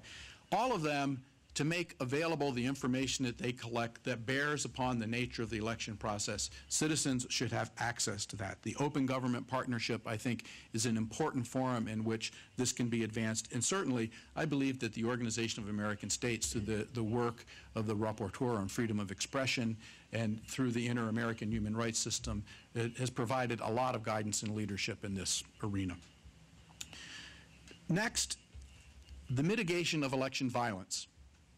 This is an area that, while I mentioned Kenya and I mentioned Lebanon earlier, it's not irrelevant in the hemisphere, and particularly the influence of narco-trafficking and how it's penetrated corruption and state capture at local and intermediate levels is something that has permeated the election process. I don't need to name the names of the countries that are concerned, but this is critically important, and I believe that the OAS has an important role because it can speak about this more openly than citizen observers can speak, where we already have known the cost in blood that has come to some of them and some of the media in many places. So as an international community, I do believe we have to become more serious about this element going forward. The fourth and final point that I would emphasize that is not an elephant, but it is in the room, and that's the role of electronic technologies. And electronic technologies make many things easier, better. It can make it more transparent. It can make it more effective. It also can work in the opposite direction. And I don't need in this audience to explain the details of this, but I do believe that we have to address what are the guidance points for wise decisions about whether to use electronic technologies, whether it has to do with biometric voter registration techniques, how they may or may not be linked to the same computer database that records the vote, how you record the vote, and all of the elements that go with that. In a sense, I would summarize by saying we should look for barriers to the participation of all citizens, and barriers to the flow of information about the nature of the political and electoral process. We should link observation to the promotion of this participation, openness, and accountability. And we should dig more deeply into the techniques that are needed to accomplish that. Usually our conversation in this kind of an arena starts with techniques, but today I've de-emphasized that because I think we have to have a construct, if you will, an ethical approach to these things before we dive in to those. And then when it comes down to the kinds of credibility, I do believe that the question of funding, the diversity of those funding sources so that the credibility and political neutrality of the mission is not in question, the adequacy of the funding in order to do things over time. And I agree with Kevin that we can't do things the same way in the future as we've done them in the past. Certainly in the last 5 years, things have improved than what happened in the 15 years before that. And I think we have to make a leap forward in that respect. Let me stop here and pass the baton to Elizabeth. Thank you. Thank you very much. Thank you very much, Pat. Elizabeth. Thank you very much. One advantage or maybe disadvantage of going towards the end of the chain is that many things have already been said, and I can have the happy task of reinforcing or adding to some of those. I really would like to start by thanking very, very sincerely the Secretary General for his invitation and that of the Secretariat for Political Affairs for the invitation to be here. It really is a pleasure. I see a lot of friends. I won't say old friends because I don't want it to be taken the wrong way, but a lot of friends in the room. As you heard, I spent a lot of time and energy in this organization and still feel a very deep connection to it, so I'm very, very pleased to be here. I also wanted to commend the organizers for this event.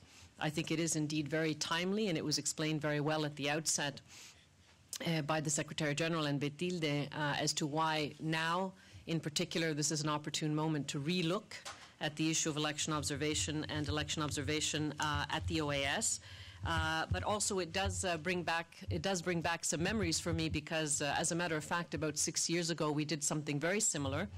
And to show you how connected I still am to the organization, I found these very easily on the shelf in my home office, which is what we put out in 2007.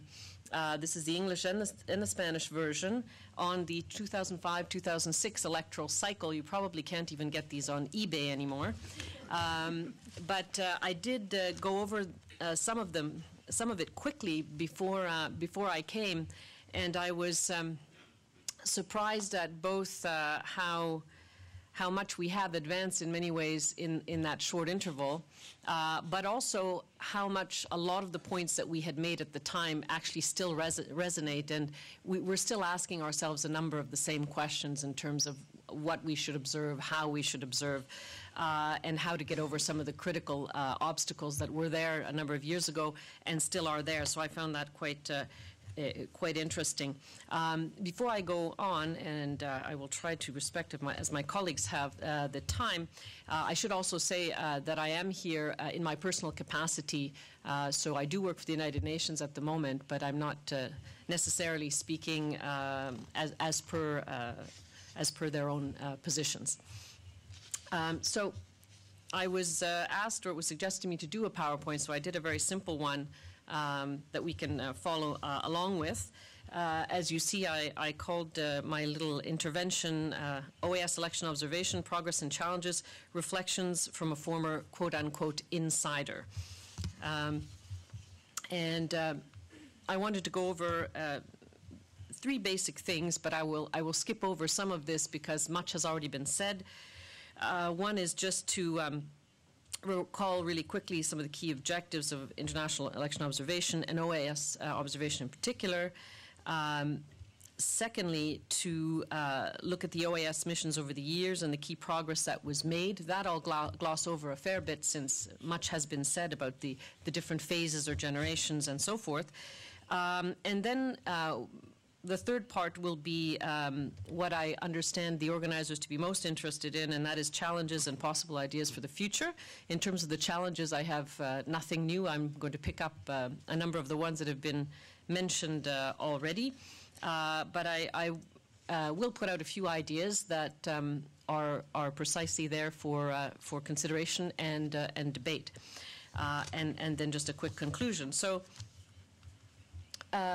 on the key objectives of observation, I know we have a lot of connoisseurs in the room, so I won't dwell on that, but I just want to make the point that in the most recent General Assembly resolution of the United Nations, April 2012, there was, which was on the promotion of democratization and elections, there was an explicit acknowledgement of the importance of international election observation, and the resolution mentioned its importance for promoting free and fair elections, contributing to enhancing election integrity, promotion of public confidence, electoral participation, and to mitigate the potential for election-related disturbances.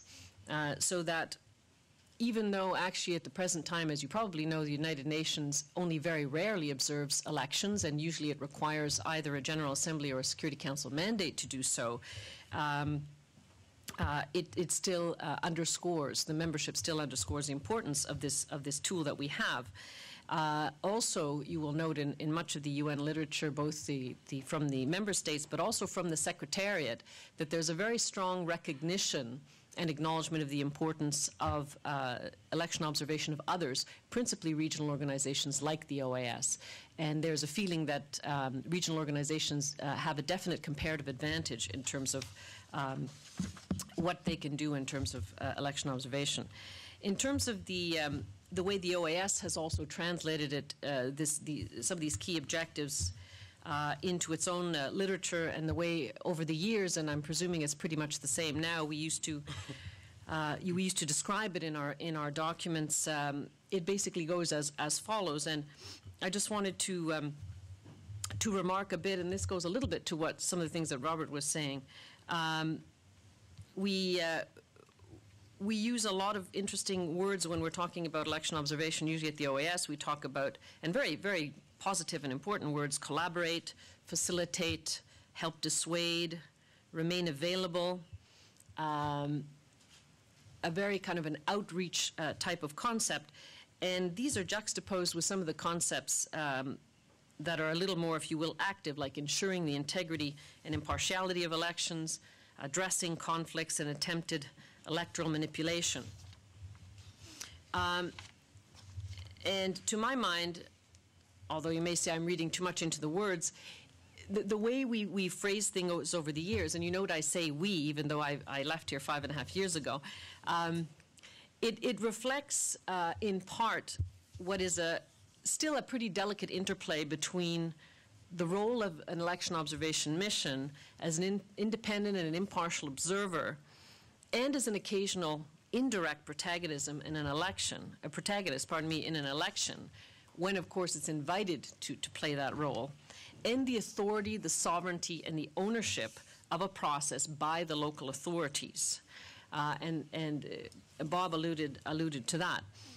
But when we say the authority, sovereignty, and ownership of a process by the local authorities, it's not, of course, just the government or the electoral authority. We're talking about the citizens themselves.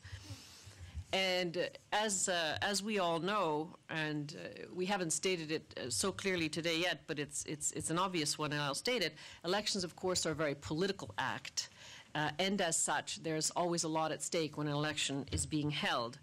And this is why the stakes are obviously so high in terms of the protagonists on the ground, those who are contenders to an election, but also those who are involved some way, for example, as observers in the elections.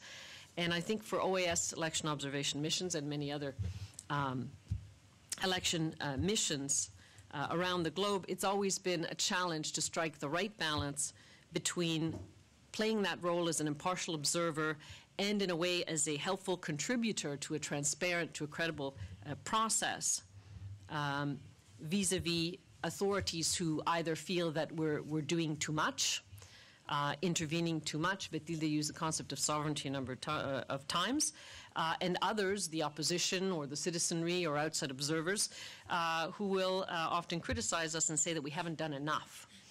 So I think that balance is something that has always been there as a challenge, and I think it will continue to be so. Another interesting thing I find in terms of the way the OAS has always defined its missions, or for the last number of years, is this concept of inter-American solidarity. That's something that I think is a fairly unique feature of the missions of the OAS, and at least in terms of the way we project the missions, or the OAS projects the missions.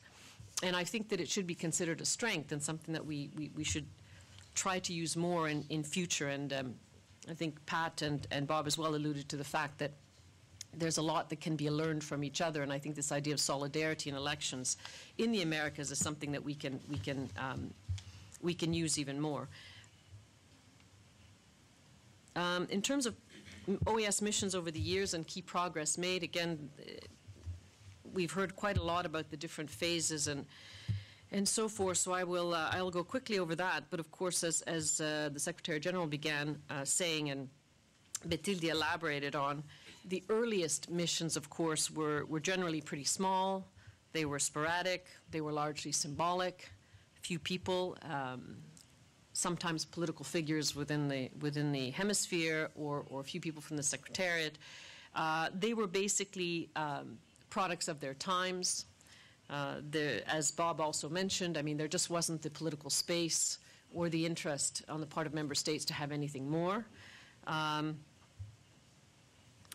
There also wasn't the capacity at the Secretariat at that time to support them.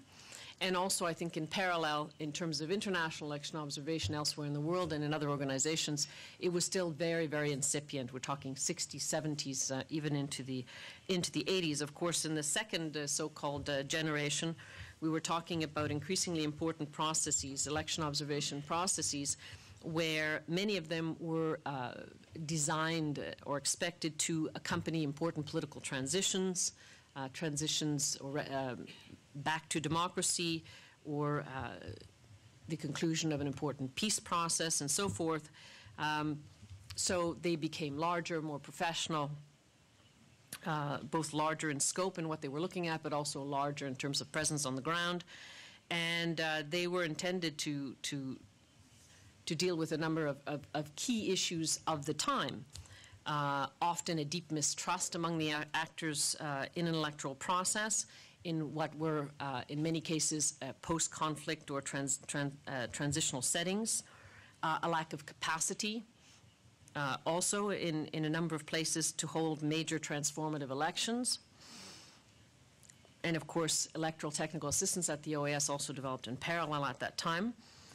And overall weak political institutions that needed to be further consolidated.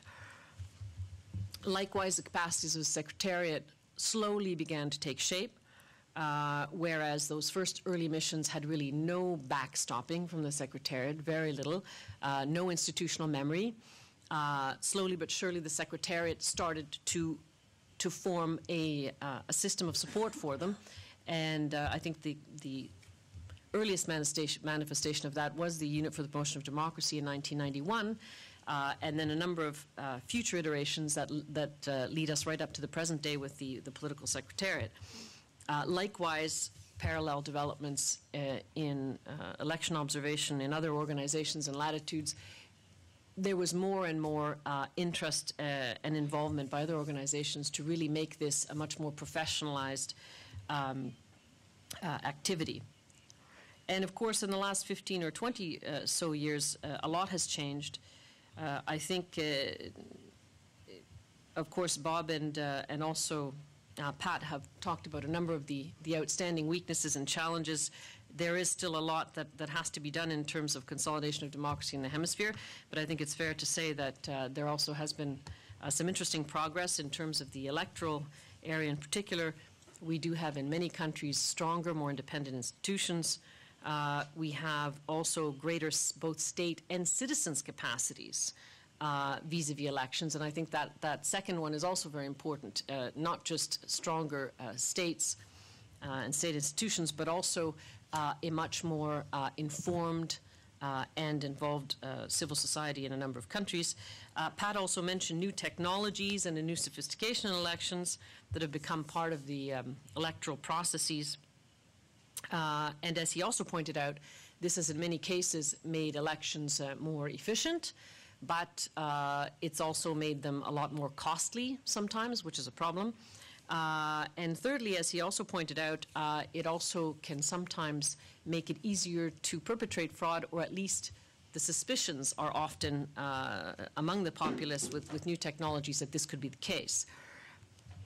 I think even in this newer period, the sort of the traditional issue of mistrust, unfortunately, still prevails in many parts. And that's, I think, a product of either continuing or an exacerbated polarization in a number of our societies. So that at the same time as we have, I think, a greater focus now of member states who are interested in having election observation, and we have a better process overall in many countries, let's say technically, this issue of mistrust is something that is still very, very strong in a number of countries. And I would say in terms of the parallel developments in international observation, as Pat mentioned, the Declaration of Principles that was signed in 2005 is something that the OAS very much was a part of, and I think was one of the big milestones in terms of really giving this new era of observation a very important universal and standardized framework. In terms of the progress that's been made over the years, I could go into a lot of detail, but I think there won't be the time. Just to skip over the points, I think the OAS has gone quite far in terms of professionalization and specialization. Professionalization in terms of course, training for observers, development of specialized materials, but also specialization in terms of including, increasingly in the missions, a number of specialists or experts on media, quick count specialists, IT specialists that have really made the missions much more capable of addressing the broad area of concerns in modern election observation. Development of standardized methodologies and implementation and techniques. I think Betilde went over a number of these, so I won't go into that. Again, adopting and adhering to international principles and standards. I think that's been very important for the OAS, starting with the Declaration of Principles, but also other frameworks. And the adoption of the concept of integral observation. In other words, a few years ago, it was made much more explicit that really the organization had to, excuse me, had to look at elections in an integral way. It had to be able to somehow follow elections in a credible way, both in the pre-election phase, during election day, and in the post-electoral context. It's also developed a number of tools, particularly in the last few years, for a much more qualitative assessment of elections. Betilde went over a number of those that I think are very impressive and very useful. And also over the years, the OAS started to organize more inclusive election observation missions. I think that's very important. What I mean by that is that in the last decade or so, the OAS missions have made quite a concerted effort to bring more women into the top ranks of the observer missions, both as chief of missions, deputy chief. There was also an attempt, and I'm assuming that is continuing, to have a greater cross-section of nationals from different countries in the hemisphere participating. Again, in the interest of inter-American solidarity, the idea is that the observation missions should somehow reflect the nature of the hemisphere. And something that I remember we tried when I was still here was to also bring in more participants among the indigenous peoples in our actual observer missions, particularly when we were going to observe in a country where there was a significant population of indigenous peoples. All of those, I think, are important innovations. In terms of challenges and possible ideas for the future, three challenges I wanted to highlight, again, which you've heard a number of times already. First of all, the basic one. How can OAS, election observation missions, continue to be agile mechanisms, adapting to the evolving needs of member states and to the democratic conditions in the hemisphere? Secondly, how can OAS observation be sustainable?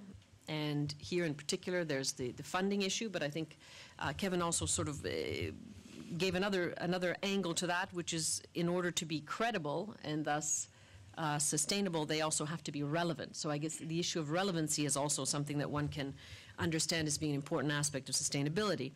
And thirdly, how can OAS missions and mission reports have greater and lasting impact in terms of follow-up, implementation of recommendations?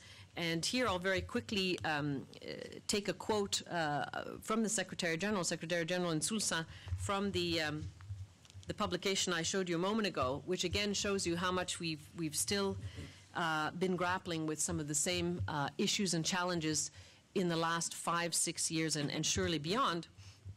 In this publication of 2007, the Secretary General posed the question, how can we make sure that there's a proper follow-up to the electoral observation missions to ensure that they're useful not only during election periods, but can also have a more direct and positive impact on helping to strengthen and or improve the electoral system observed. So we're still today looking at that same issue.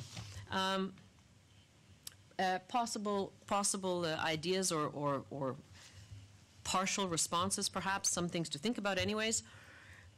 First of all, the need to continue to analyze, draw from current experience, be open to new techniques and approaches.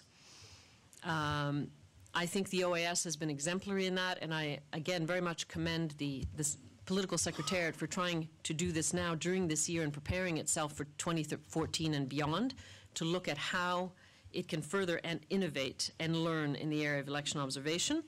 And part of that also can be to, and should be, I think, to invest in the new methodologies and training around, for example, in the area of mediation. This is something that we're dealing with a lot in the United Nations. When the earliest missions, and even until quite recently, of the OAS and others were undertaken, mediation in terms of the mission's good offices, or trying to resolve or help to diffuse disputes in electoral context were done usually by the chief of mission, just in a way sort of a seat-of-the-pants type of methodology, using that person's wit and wisdom and accumulated experience up till then, but there were no real techniques, there was no training, etc. Now this area of mediation has become a very serious area of study, a serious discipline, and this can certainly be brought into the election observation missions of the OAS in terms of training, bringing in a mediation specialist, and so forth. It's something to think of. Secondly, I would be interested in seeing what people think about the idea of exploring partnering with other actors to achieve sustainability. And Pat, you did mention the fact that the OAS is not alone. Fully agree. One thing that I've thought about quite a bit is, would it not be desirable to start looking at an international domestic observation hybrid? Why is it that we've put this barrier between domestic observation and international observation? I think in the past there was a certain taboo related to that for at least two reasons. One reason was that there was always a fear that the domestic observers would somehow be seen as partial, or that they would in fact be partial, and therefore it would somehow taint the OAS or the International Election Observation Mission. And possibly a second one would be the concerns of capacity. Would they really have the staff? Would they be professional enough? Would they be organized enough, and so forth? I mean, I think in these last few years we've seen a lot of very good so-called citizens observer organizations who are doing a fantastic job, who have the credibility on the ground, who are seen as impartial, and in fact who have signed on to this recent Declaration of Principles for Citizens Observer Groups, and thus have pledged themselves to follow certain criteria. To my mind, it would present a lot of advantages. We all know the advantages of international observation, the observation of OAS. The advantages of the domestic observers would be, number one, lower costs. One could use the domestic observers as the basic foot soldiers, so you would continue to be able to have a certain presence in the country on election day, but also beyond. I know that that's seen in a way as obsolete, but when you've done a number of these missions, I mean, the fact that the OAS is present on the ground and the observation is seen even in some of the smallest villages, I think has an incredible value in terms of reinforcing people's confidence in the credibility, transparency of the process. I think some of that needs to somehow be preserved. Domestic observers obviously bring the benefits of local knowledge. They can also be a partner in post-observation monitoring and follow-up, which was one of the other challenges. And I think at the same time, if you're working closely with domestic observers, you're simultaneously building up local observation capacity. So that's just an idea to think about. Third idea, which a number of you have already mentioned, is to institutionalize and strengthen mission follow-up. How to do so? Number of ways, few suggestions. Would it be possible, would member states agree, for example, to commit themselves within the documents that are signed before an election observation is established on the ground, would they commit to a 1 year after the election observation review process, so that with the electoral authorities and the government authorities, and hopefully also civil society, the OAS would come back about a year after the election observation and review with the authorities on the ground the evolution of the election system on the ground in the framework of the recommendations that had been that had come up in the mission.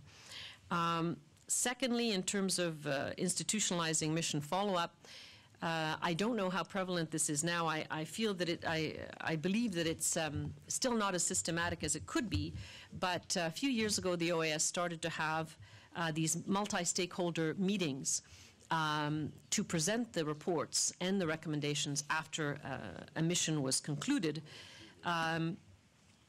which would talk openly in a public way about the results of the observation and also the recommendations that were put forward to improve the electoral system and the process in that particular country.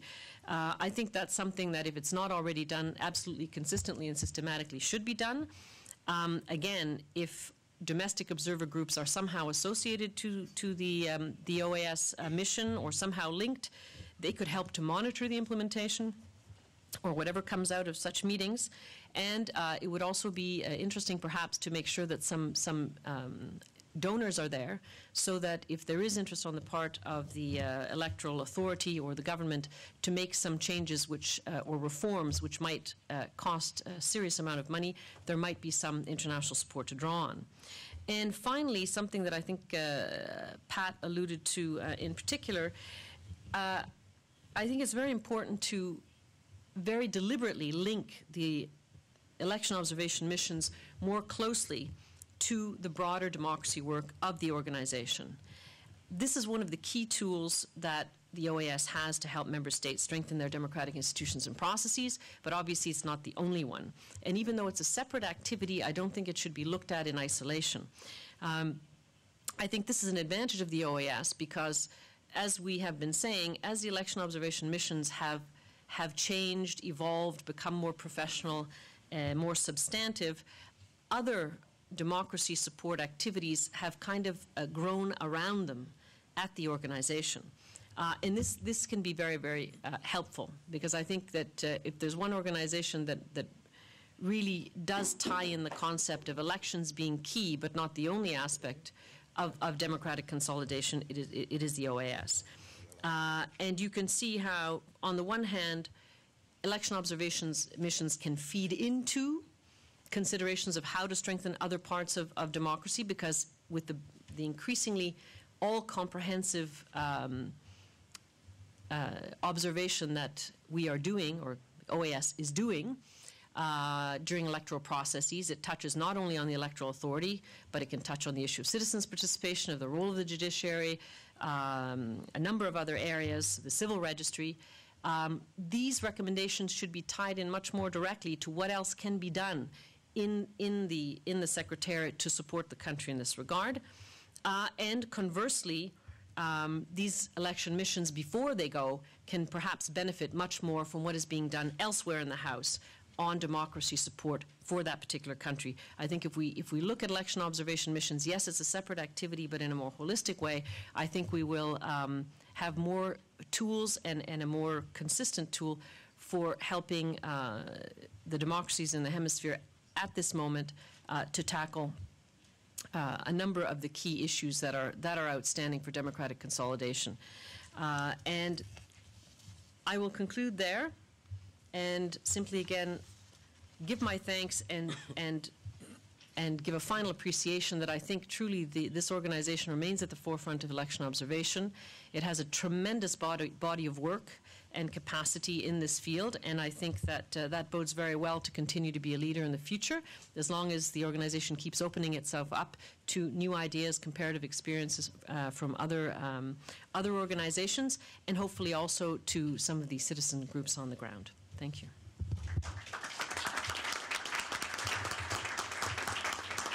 Thank you, Elizabeth.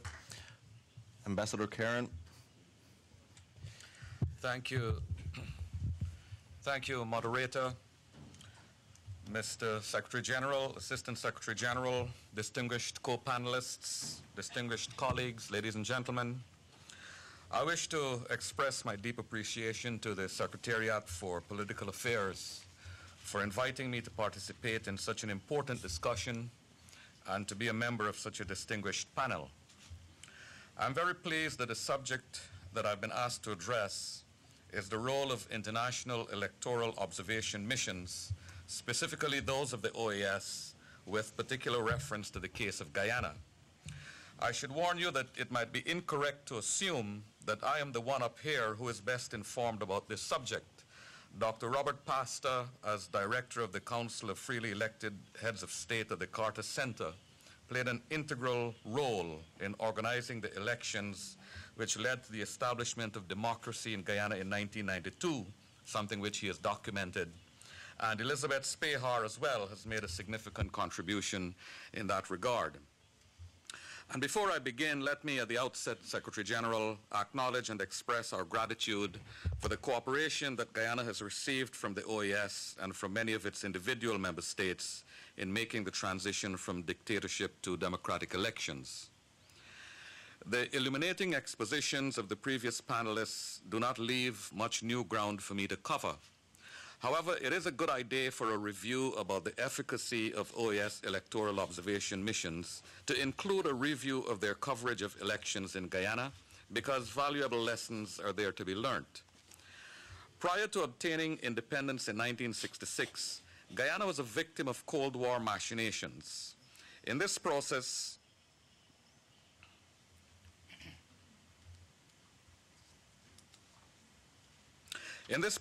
both the Constitution and the electoral system were manipulated to frustrate electoral democracy.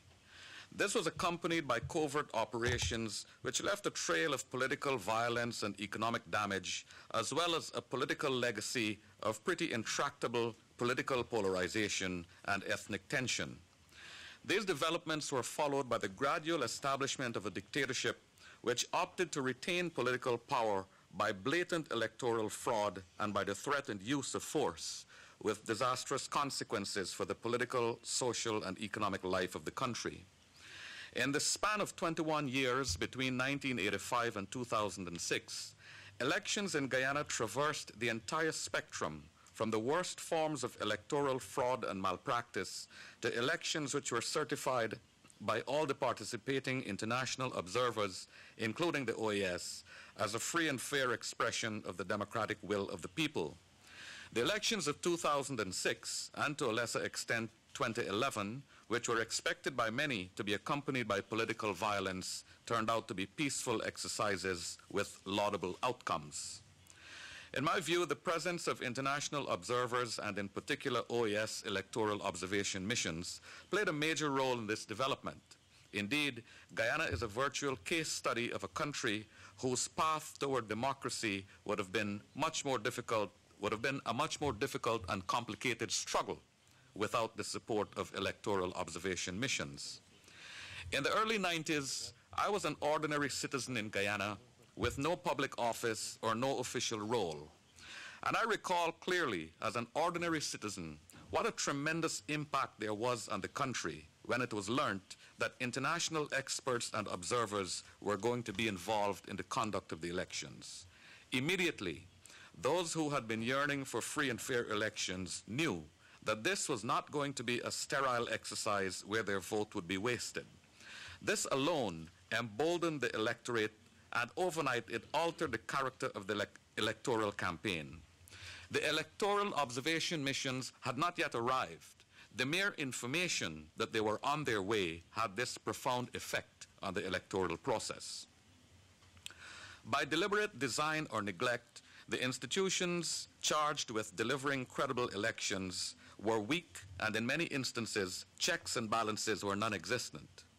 In addition, the forces in political contention deeply mistrusted each other, so that the international community did not have to do much to convince the national stakeholders in Guyana that they would be lending stability and legitimacy to the process. They did have to play a role, however, in creating mechanisms and strengthening the institutionality of the country's elections machinery. The effect of all of this was that the conduct of proper elections spared the society the social and economic costs of instability and unrest, while earning it the benefits of democratization and conflict prevention. Following the watershed elections of 1992, which succeeded in the restoration of democracy and a change in government after 28 years, subsequent elections were still marred by the rejection of the results and civil disorder. This changed in 2006, which was the first election after more than 20 years that had resulted in a peaceful outcome. In that election, the OAS Electoral Observation Mission played a vital role. The mission, which was headed by Ambassador Ramdin, deployed its members to flashpoints as they arose, and this played a part in stifling unrest. What this serves to highlight is that mitigating the potential for electoral conflict requires complex strategies involving many actors and varied approaches. Today, Guyana still endures a bitter legacy from its troubled history with elections.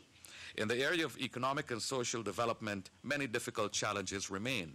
However, in the 20 years since the restoration of democracy, GDP has more than tripled, and the indicators in critical areas such as health, education, and infrastructure have risen dramatically. The country has grown in confidence, and it is stepping out more boldly on the international scene. All of this can be traced, at least partially, to the holding of democratic elections and the role played by the OAS and the rest of the international community in the elections process. In terms of the future for OAS electoral observation missions, I would make a few observations which are of a more general nature rather than purely from the perspective of Guyana. Some of these would have already been covered by the other panelists. First of all, there are a variety of intergovernmental and non-governmental organizations which now observe elections, making it easy to compare them across countries and regions. It is important that their practices remain at a high and consistent standard across the board.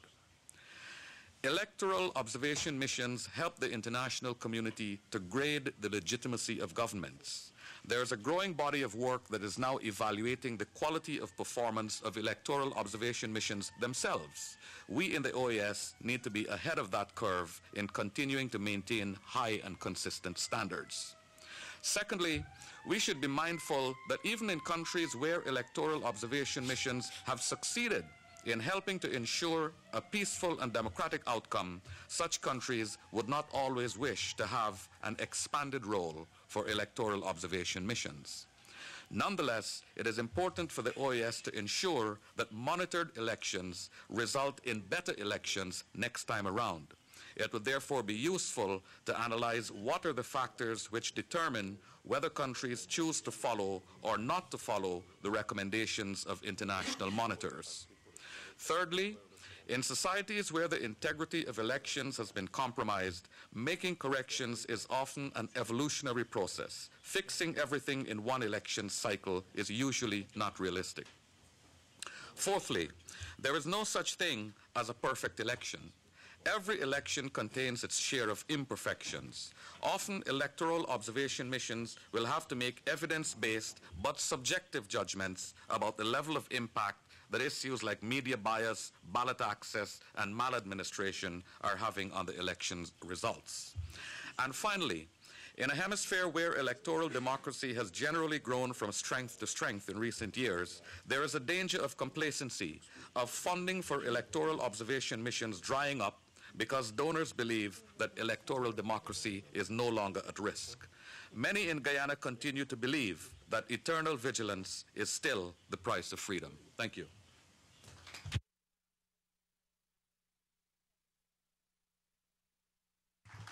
Well, thank you very much to all of our speakers. I'll switch to Spanish here. Muchísimas gracias a todos nuestros ponentes. Aprovecho la oportunidad para excusar al secretario general que nos tiene que dejar. Muchísimas gracias, secretario, por habernos honrado con su presencia, y su apoyo en esto es particularmente importante. Bueno, para cualquiera que tenga relación con lo que hace la tarea de observar elecciones, realmente lo que oímos aquí ha sido muy interesante. Yo me imagino que ustedes tendrán muchísimas preguntas y comentarios. Como vamos muy atrasados con el programa, vamos a tomar unas cuantas preguntas, tal vez unas 4 preguntas. Y esto es lo único que voy a decir. No resisto la tentación de ocupar un minuto para decir un par de cosas. Retomando algo que decía, que mencionaba Elizabeth en su presentación, que es esta aseveración que se hace reiteradamente. This is an expression of inter-American solidarity, and we see this repeated time and time again. But just to be very honest, in general, in the daily life, when someone starts to talk to me about the solidarity that exists, I run away as fast as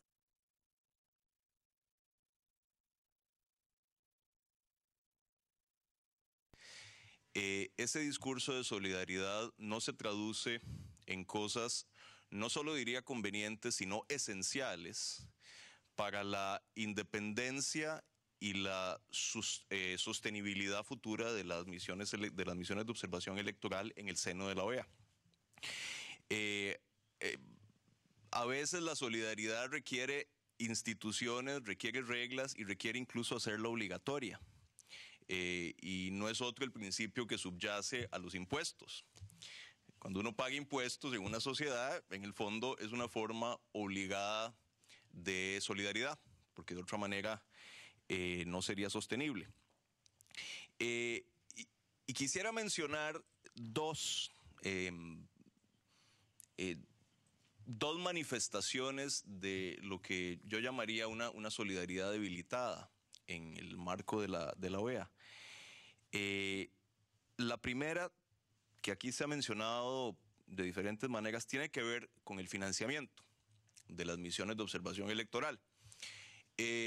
Miren, podemos decir que somos todos los solidarios a nivel interamericano que queramos. El hecho puro y duro es que las misiones están en este momento siendo financiadas por un grupo extremadamente pequeño de países. Casi diría que la enorme, la abrumadora mayoría de los recursos los ponen 2 países. E incluso les diría que algunos de los donantes importantes a las misiones de observación electoral ni siquiera son parte de la región y ponen muchos más recursos que los recursos que ponen la mayoría de los países miembros. Me parece que una cosa elemental y ojalá algún día se llegara a tomar una medida en ese sentido, ojalá lográsemos revertir una cosa que a mí en lo personal me parece una locura, me parece un despropósito, que es que las misiones de observación electoral, que consistentemente se reconocen como una de las tareas centrales de esta organización, de la manera más curiosa y misteriosa, no son financiadas por el fondo regular. Esta es la única organización que yo conozco, se los digo con franqueza, en la que una de sus funciones reconocidas como absolutamente centrales no está en el presupuesto regular. Imaginémonos un estado en el que la construcción de carreteras resulta que haya que hacerla con contribuciones voluntarias. Seguramente si alguien nos contara eso levantaríamos la ceja y diríamos que es una cosa muy rara. Bueno, esa es la situación que tenemos con el financiamiento de las misiones de observación electoral. Ojalá hubiera la voluntad política de introducirlas algún día como una de las partes del quehacer de la institución que tiene que estar financiada por el fondo regular. Eso es lo primero. Y lo segundo, a lo que ya se ha aludido acá, el tema de la invitación automática, de que ojalá lográsemos algún día acopiar las voluntades políticas para hacer que, de acuerdo con lo que uno pensaría que se deriva de la Carta Democrática Interamericana, todos los países miembros se comprometieran automáticamente a aceptar la observación electoral como una parte normal de sus deberes y obligaciones como miembros de la organización. Es así en otras organizaciones. Ese principio existe en la OSCE, por ejemplo.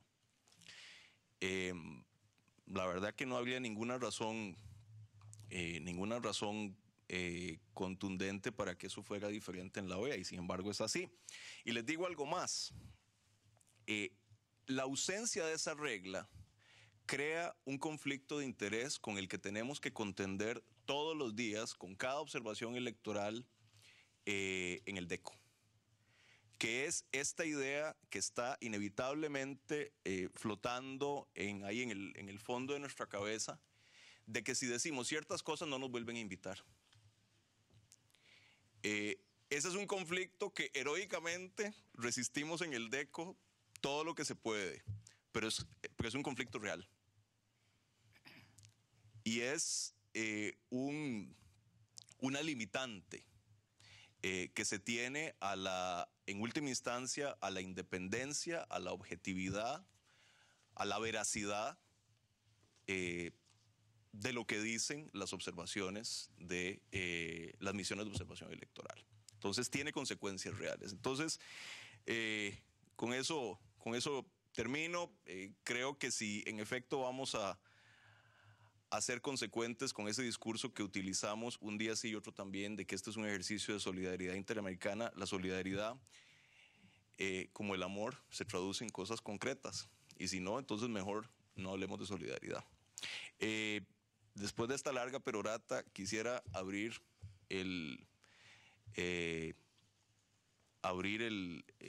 open the floor a la audiencia para tomar una ronda de preguntas.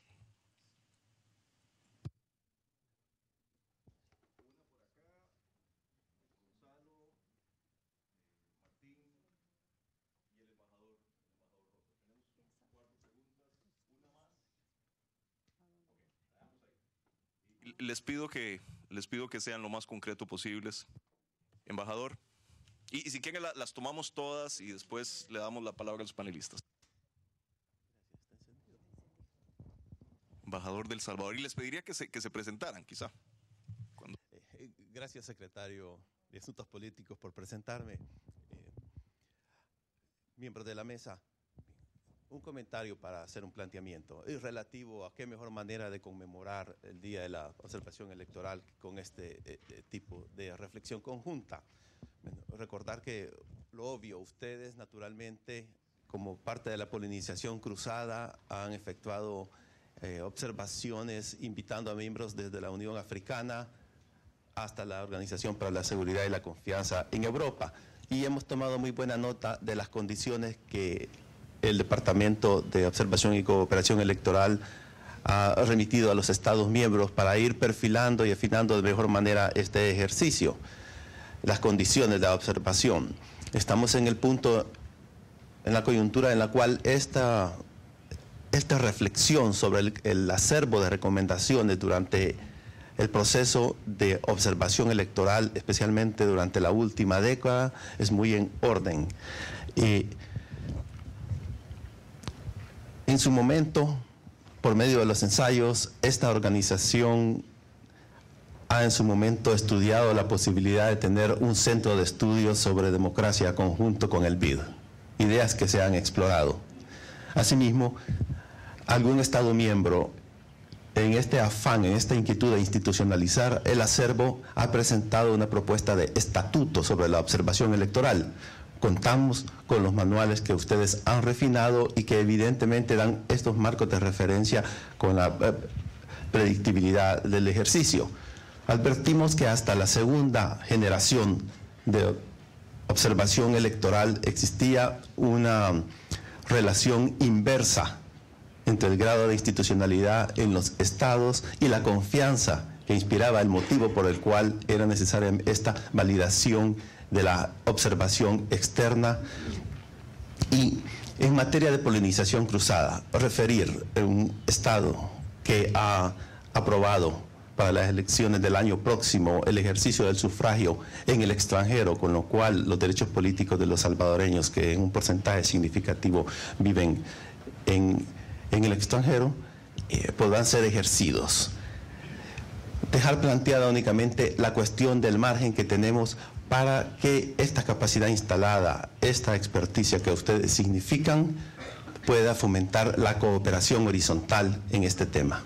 Gracias. Muchas gracias, embajador. Gonzalo.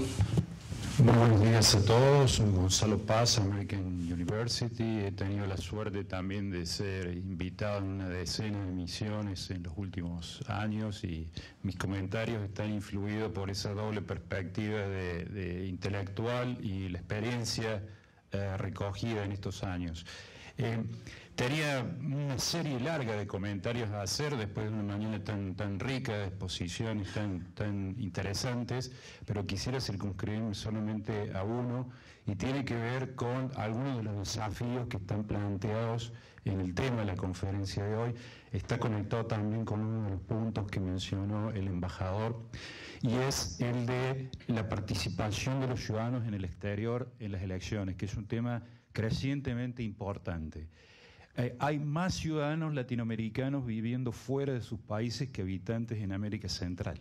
Este es un dato central del siglo XXI, que tenemos una constituency muy, muy importante fuera de las fronteras de nuestros países. Un número creciente de países están aprobando leyes, incorporando a estos ciudadanos a la participación política plena, y creo que realmente acá tenemos uno de los desafíos grandes. En los próximos años vamos a tener elecciones que van a ser decididas por el voto de los ciudadanos en el exterior. Tenemos una fuente importante de posibles crisis y tenemos que estar preparados para tomar decisiones y tener los instrumentos para tomar esas decisiones cuando estas situaciones se presenten. Hemos discutido este tema con el secretario político varias veces, perfectamente consciente de la seriedad y la importancia de este tema.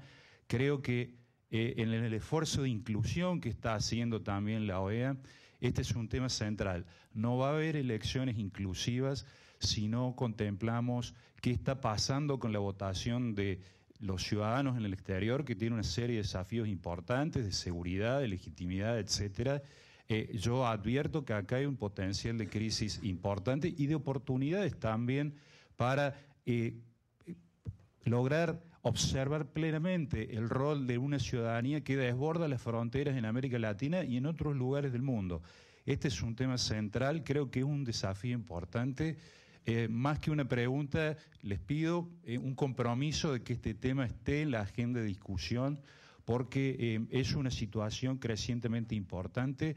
Países como Brasil, México, Argentina, Bolivia, Paraguay, tienen ciudadanos en el exterior que su participación en el proceso electoral está permitida, y es un tema de creciente centralidad. Vamos a tener una crisis y tenemos que estar preparados algún día para resolverla. Muchas gracias. Muchas gracias, Gonzalo. Embajador Saneman.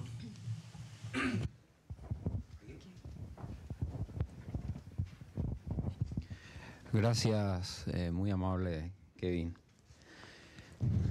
En realidad, es una crítica constructiva. Este tipo de reuniones debería darnos un poquitito más de oportunidades de conversar, porque son tan ricas, pero tan ricas, y que hacen a la construcción de la democracia en sí, no solamente al proceso electoral. El proceso electoral es un instrumento de la democracia, y a veces nos estamos confundiendo, nos centramos en el proceso electoral y no entendemos que es muy importante también el fortalecimiento de la democracia como una forma de vida, que es la profundización de la democracia. Ya hablamos del sistema democrático. Es por eso que una crítica constructiva, así, aplaudiendo esta iniciativa, me encantaría tenerle a cada uno de los que están en la mesa solo y exclusivamente para conversar con él durante, si es necesario, horas, pues horas, porque creo que vamos a sacar cosas muy importantes y muy ricas de la participación, el criterio y por supuesto del conocimiento y del planteamiento intelectual de cada uno de los miembros de la mesa. Quiero decirle en primer lugar al doctor Robert que es cierto que no hay que invitar a los países, decía, no hay que ir donde donde se le invita. Creo que este es un principio bastante interesante, pero sobre todo tenemos que tratar de entender que también hay países, como en el caso nuestro, en el caso de Paraguay, nosotros estamos construyendo nuestra democracia. Somos un país pequeño. Cuando nosotros nos abrimos a la OEA, lo hacemos con sinceridad, aprendemos en el proceso. Y así también, como decía el embajador de Guyana, hay un cambio muy grande en 24 años de proceso democrático del Paraguay, desde que intervino la OEA, digamos, en el proceso electoral del Paraguay, el de la generación de confianzas, por ejemplo. Por eso es que yo creo y comparto con usted el criterio de que nada está concluido en términos del proceso electoral. Absolutamente convencido de esto. Lo que tenemos que ver es que hay dos procesos que van paralelos. En primer lugar, de los países pequeños, y el de los países grandes, que son los que llevan las informaciones. Pero de estas más de casi 3 docenas de países que nos tocan intervenir en nuestra región, evidentemente que hay muchos de ellos, yo creo que una mayoría en donde todavía no están fortalecidos los procesos electorales. Si hay voluntad de cada uno de ellos de abrirse a la participación de la OEA en este proceso electoral, ya es un problema diferente al que estoy planteando, de que exista una voluntad política, pero que existe una necesidad, sí existe una necesidad, de todas las herramientas que estabas mencionando, inclusive aquella, como decía, el que tenemos los países que tenemos una migración muy grande, producto de dictaduras y de problemas económicos en nuestros países. Cómo hacer que el ciudadano participe, cómo hacer que el ciudadano, en el fondo, como decía Elizabeth, que creo que esa es la esencia también, en cierta manera, de su planteamiento, cómo hacer que no nos quedemos solamente con de debatir sobre las instituciones, sino darle contenido y responsabilidades al propio ciudadano. En el fondo es el objetivo de todo esto que estamos hablando, el objeto y el objetivo de lo que estamos hablando. Es por eso que creo que deberíamos participar en fortalecer las herramientas para ir mejorando los procesos electorales en los países más pequeños, ¿no? Y por otro lado también ver la posibilidad de darle más contenido a los países que formalmente tienen democracia, pero en el fondo existe un individuo que no decide sobre a quién le va a representar en el fondo, porque está siendo manipulado, porque está siendo desinformado, porque está siendo comprado, porque está siendo utilizado por la propia pobreza, que ese es otro de los problemas que tenemos, donde se compran los votos, donde no se controla el dinero, de dónde sale el dinero para las campañas electorales. Todo eso hace que se manipule en esencia a aquellos que a veces los cientistas políticos hablamos y debatimos mucho sobre lo que es la democracia como forma de vida también, no solamente como sistema político.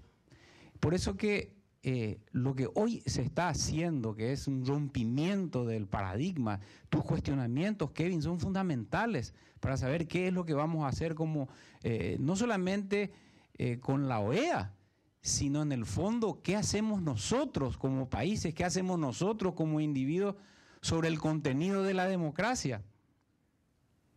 El rompimiento del paradigma es fundamental. Es fundamental, estamos cambiando en un proceso que a veces nos confundimos con sucesos, pero es muy importante observar los procesos que lo están haciendo en este momento y me parece el momento ideal para debatir. Cómo incorporar tecnología, es caro, no es caro, abarata, transparenta. Esas son cuestiones fundamentales, preguntas que ustedes están haciendo y que hacen, pero le van a dar un contenido extraordinario a la nueva democracia que tenemos que construir entre todos y donde el ciudadano en el fondo es el actor o debería ser el actor principal de este proceso. Como reflexión. Muchas gracias, embajador Saneman. Embajador Rosa, y con eso cerramos la ronda.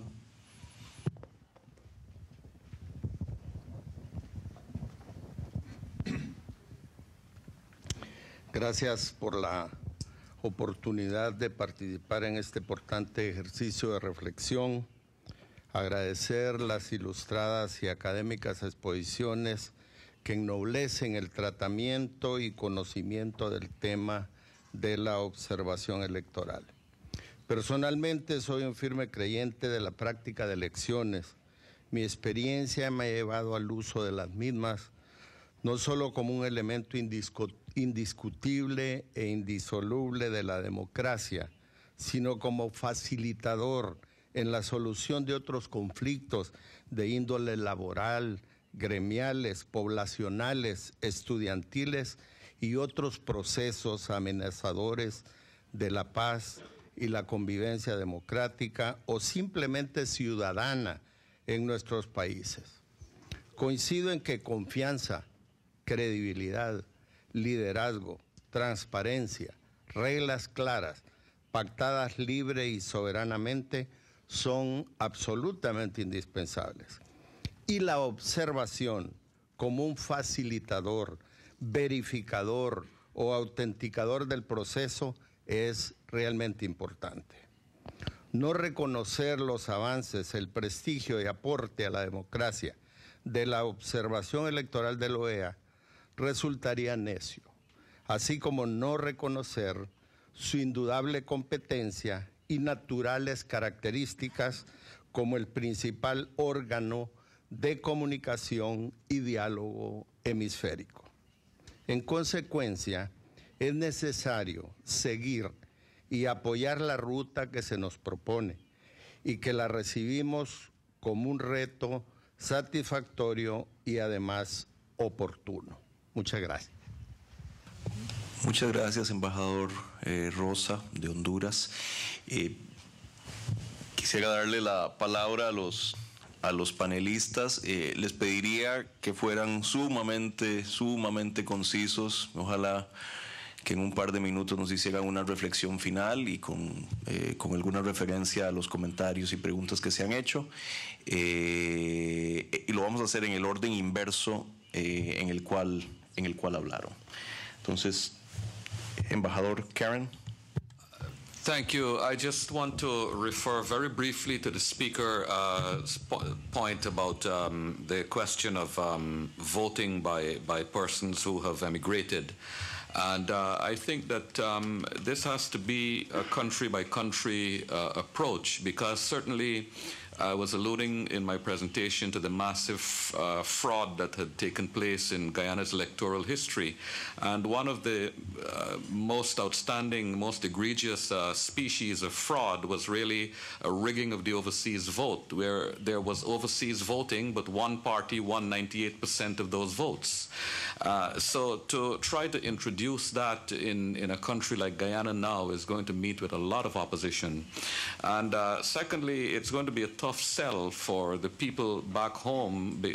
This country here was founded, I believe, on the cry of no taxation without representation. And to tell people that, you know, others are going to vote who don't pay taxes, I think it's going to be a tough sell. Thank you. Elizabeth. No. Sorry.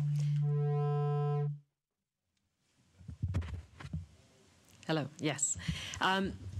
I just wanted to make a final reflection, and that is that first of all, I mean, all very good comments, and I think it shows the continuing interest and belief in among member states in this very important tool, but also listening to the whole universe of both presentations as well as what was said by the speakers from the floor. It just reaffirms to me a very key, I think, point, and that is that as a secretariat, there is a lot that you can do to continue to improve, enhance, and professionalize your election observation missions and make them more relevant. But there's also only so much you can do. And a lot of what you have been talking about, Kevin and others, really has to do with decisions by the member states.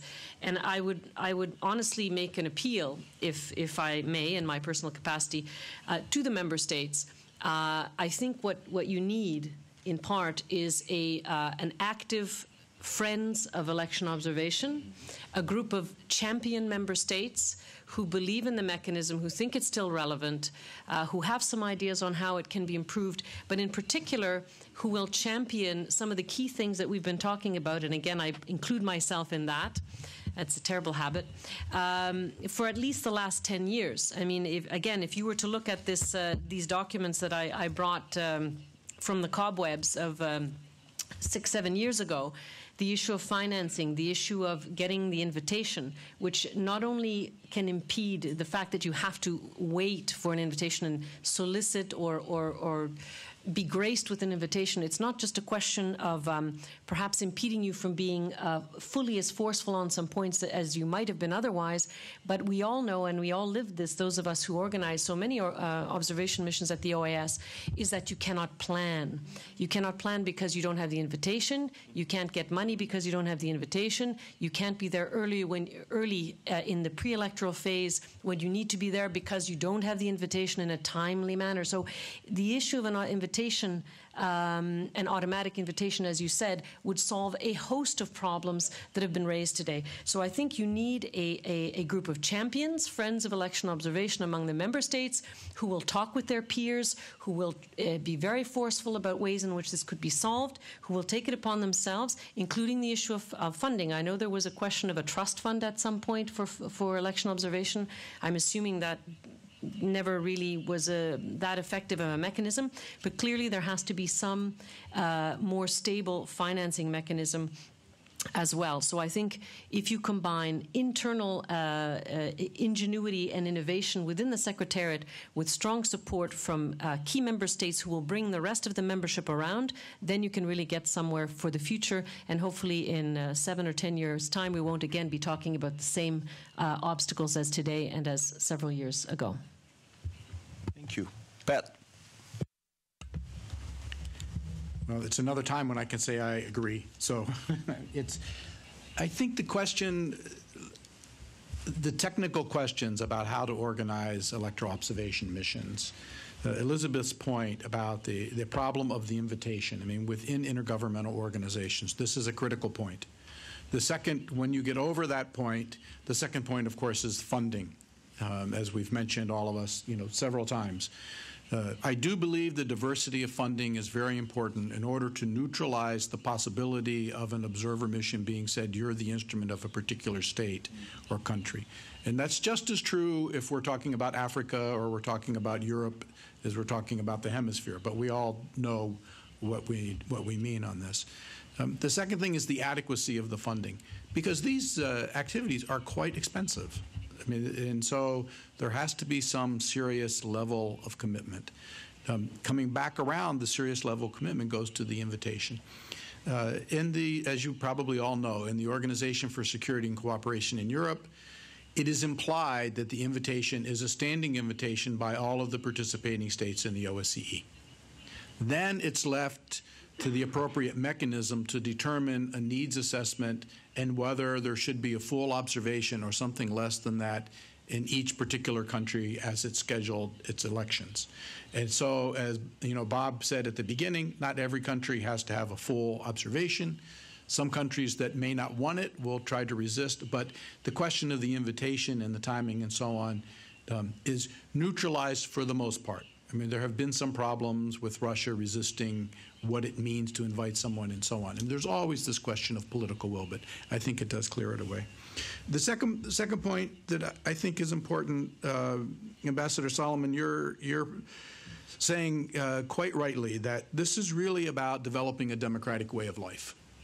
It's not specifically about elections. And I have to say now, to reveal my own bias as a citizen of this country, in my youth becoming engaged in the civil rights movement and the question of voting rights, it wasn't just about voting. It was about being able to confront the inadequacies of American democracy. It was empowering an entire population to participate fully as citizens, and what the consequences are for any country if you deny that. I mean, it was, in a way, you could say a life or death question about what would be the nature of citizenship in this particular country at that time. And so when I moved quite accidentally through international human rights to the electoral arena, I have always refused the title of election expert. I've been doing it 20 years. It's hard to refuse the title. But really, it's about democracy. It's about citizen empowerment. It's about having a political process that's genuine. And I think, Ambassador, you're quite right to say that as we look at elections and how to consider elections, we have to look at its interconnectedness to whether people have a free press, whether the police indeed protect equally those from competing processes. I could go on. And it also, of course, relates to whether citizens overseas are included. So the underlying principle here of is suffrage universal? And the tendency around the world is it should be expanded, not contracted. The barrier should be removed so that universal suffrage is meaningful. And people overseas now, with all of the new technologies, have more opportunities to cast a genuine ballot. There are problems, but to cast a genuine ballot, as well as the equality of suffrage. And, you know, I see Chairman of the Election Commission of the United States sitting here, who is much better positioned to talk about these things as it relates to the United States, and she plays an important role going to other countries, helping NDI and many other organizations as well. So those are the two things. I really do think that it's a question of political will. And then the last thing to say is the Organization of American States, like the United Nations or any other intergovernmental relationship, has its constraints. And so it can't open everything to everybody perfectly. There will be countries, there will be members that will constrain based on their own interpretations of things. But I do think that Elizabeth's suggestion, and it's come from many other people, to move to the assumption of an invitation when it comes to election observation could be a big step forward, and it's certainly not something that's terribly radical if we look at other countries around the world, other intergovernmental organizations, the African Union, how the European Union has negotiated with various countries, how the OSCE conducts its activities. I think in this area, the OAS could step up and join that club. Thank you. Thank you, Pat. Yeah, first of all, Kevin, let me thank you again for calling this, and I think it's been very valuable. I think there's a lot of recommendations that have been placed on the table. Let me first respond on the question of absentee voting from abroad. I agree with Ambassador Karan. I think it really needs to be done by each country, recognizing that, frankly, even in the United States, that absentee balloting is probably the single largest source of fraud. Now, in the case of the United States, the two political parties don't engage in that. So you're not talking about organized fraud. You are talking about very few instances, and therefore it doesn't really change the outcome unless it's a very close election, in which case it's very important. But I would recognize that each country has to find its right way to do that. Now, on the biggest issue before us that I think all of us have endorsed the recommendation is on the automaticity of the invitation. And the corresponding question, I think, that was raised by a couple of you about the criteria by which the OAS should observe. Those are separate questions.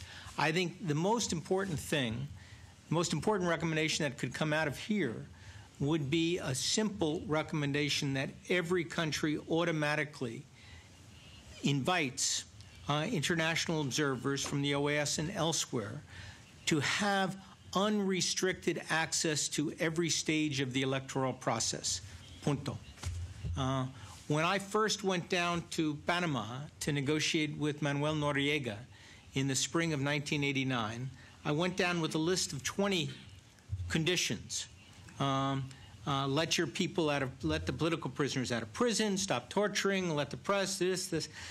You know, after 2.5 hours in which he threw things at me, I came down to only one. Let Carter and Ford come in to observe this election.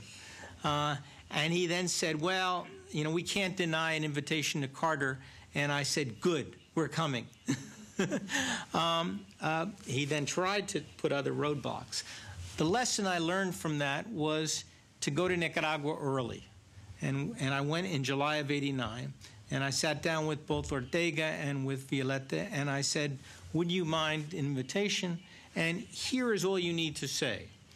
Unrestricted access to every stage of the electoral process. Both of them, plus the Election Commission, then sent that letter. That was everything.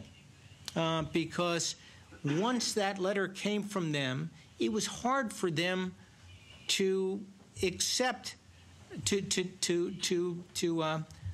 ignore criticism coming from somebody they invited. The leverage came back to the observers, and that permitted this mediation to occur. And since then, I think it's been reiterated that that is so critical in so many cases. In the case of Nicaragua or Venezuela, you know, you didn't get those invitations. You didn't get the access for the domestic election observers that would have permitted it. So I think that's the most important. Now, on the other side, that does not mean the OAS should do everything. I think it should do very few. It should reorganize itself in a technical capacity to those institutions that need the help. And in a political capacity, it needs a different strategic approach to those few.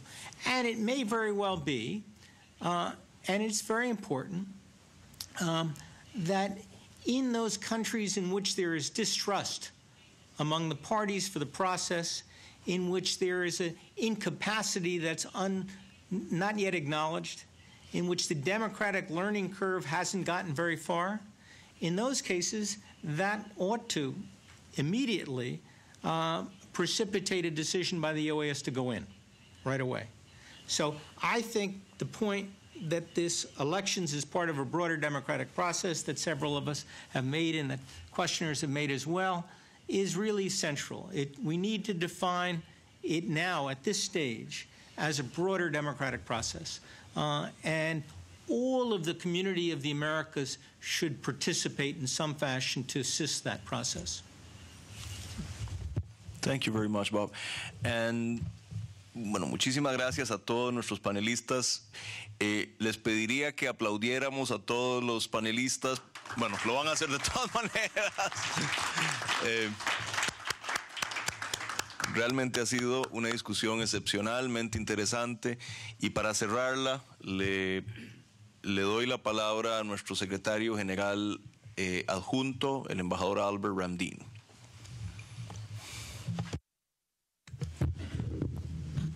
Thank you very much, and good afternoon. We started in the morning, which indicates we are at an hour in the day where other fundamental rights are coming into play. I suppose everybody wants to go for lunch. So I think this morning we had a very rich debate on several key issues, and I think each of them brought forward by the panelists, the Secretary General, but also by yourself in terms of questions, require further debate. It is too short. In 2.5 hours, reviewing a process of 50 years, not easy. But I think I must congratulate the Political Affairs Department for doing so, at least starting a conversation about the topic. And I hope that this conversation will continue. Because what we have heard, and I won't take too much time, but I do want to share a couple of issues which come to my mind with you. First of all, on a more pleasant note, observing or being part of an election observation mission, I would like to recommend that to everyone, simply because it's the best way to know the political process in a country. Mm-hmm. And I certainly, in the cases where I was chief of mission in the Caribbean, but also in Central America, I always advocated the participation of ambassadors to the OAS to be part of the mission. And at that point, it was looked up at that is maybe not the correct way to go, but I think it gives you a distinct, specific understanding of a political process at a very high time, very charged time in a community, and I think it's useful to understand the function of election observation in the context of the OAS, but also what it means to the country. Mm-hmm. And I think that's why I think this debate is so important to continue, because I agree fully with most of the people, most of the panelists who have stated that it is, of course, part of a political process. Election observation does not stand on its own. It is part of a democratic process, part of a political process. And I know that there is a debate whether an election observation should be also focusing on the political aspects of it, or only limiting itself to the observation of law and conduct on the day of election. And I must say, in my own experience, and I have been chief of mission when the Secretary General honored me for the appointment, mostly in the Caribbean, I always felt that going into a country, despite all the rules and regulations which you have to follow and which we have subscribed to, there is always a particular way of conducting yourself as an election observation mission chief. And I must say the experience, which I cannot share here in detail, but and some of the very interesting from the perspective of what it meant for the country ultimately. My most profound experience was that in Guyana, as Ambassador Karan mentioned, and the learning process, and this is something which we should do, I think, in the political department, is whenever chief of missions go out, and I mention chief of missions simply because I feel that an election observation mission can be successful for a great deal on the conduct of the chief of mission itself, how he or she presents himself or herself to the political actors. I've always taken the approach of being as inclusive as possible and to be seen as a neutral, impartial participant in a process, not so much for the national politics, but for democracy. And when you can convey that message, it resonates. And that is what you want to create, in my view. And I'm speaking from experience here, from having led several missions. Being absent from the discussion is a negative. Being overconfident is also not good. So striking that balance between principles, on the one hand, which we have heard speak about here, principles of the organization, but also of the ownership, the role of the countries, is critically important.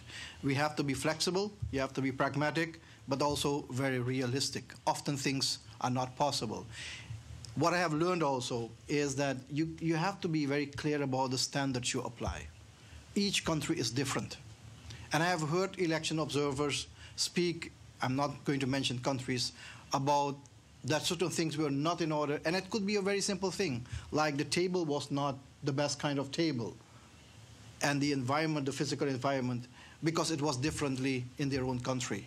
Sometimes we have to stop comparing what is in your own, but looking at the local context. And that gives you possibly the best estimation whether election observation goes well or not. So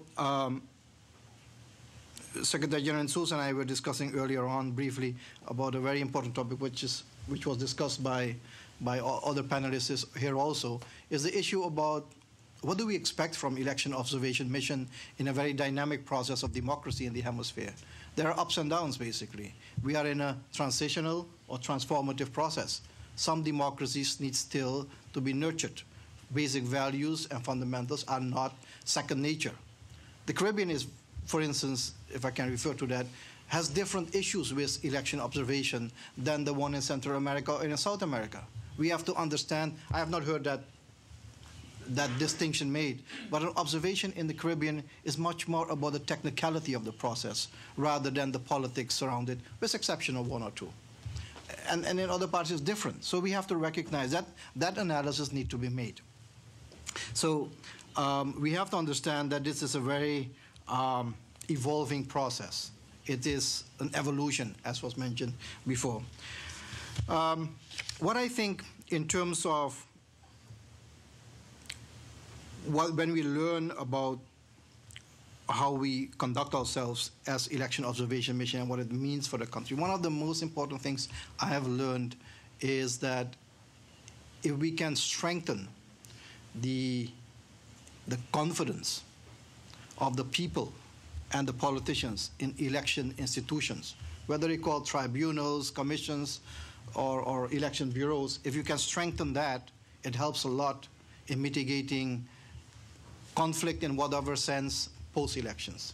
And I'll give you a couple of examples here. When you have close elections, when the outcome is very close, it is the strength of the election bureau or the tribunal which often determines acceptance pass following that. We had the same situation in Mexico.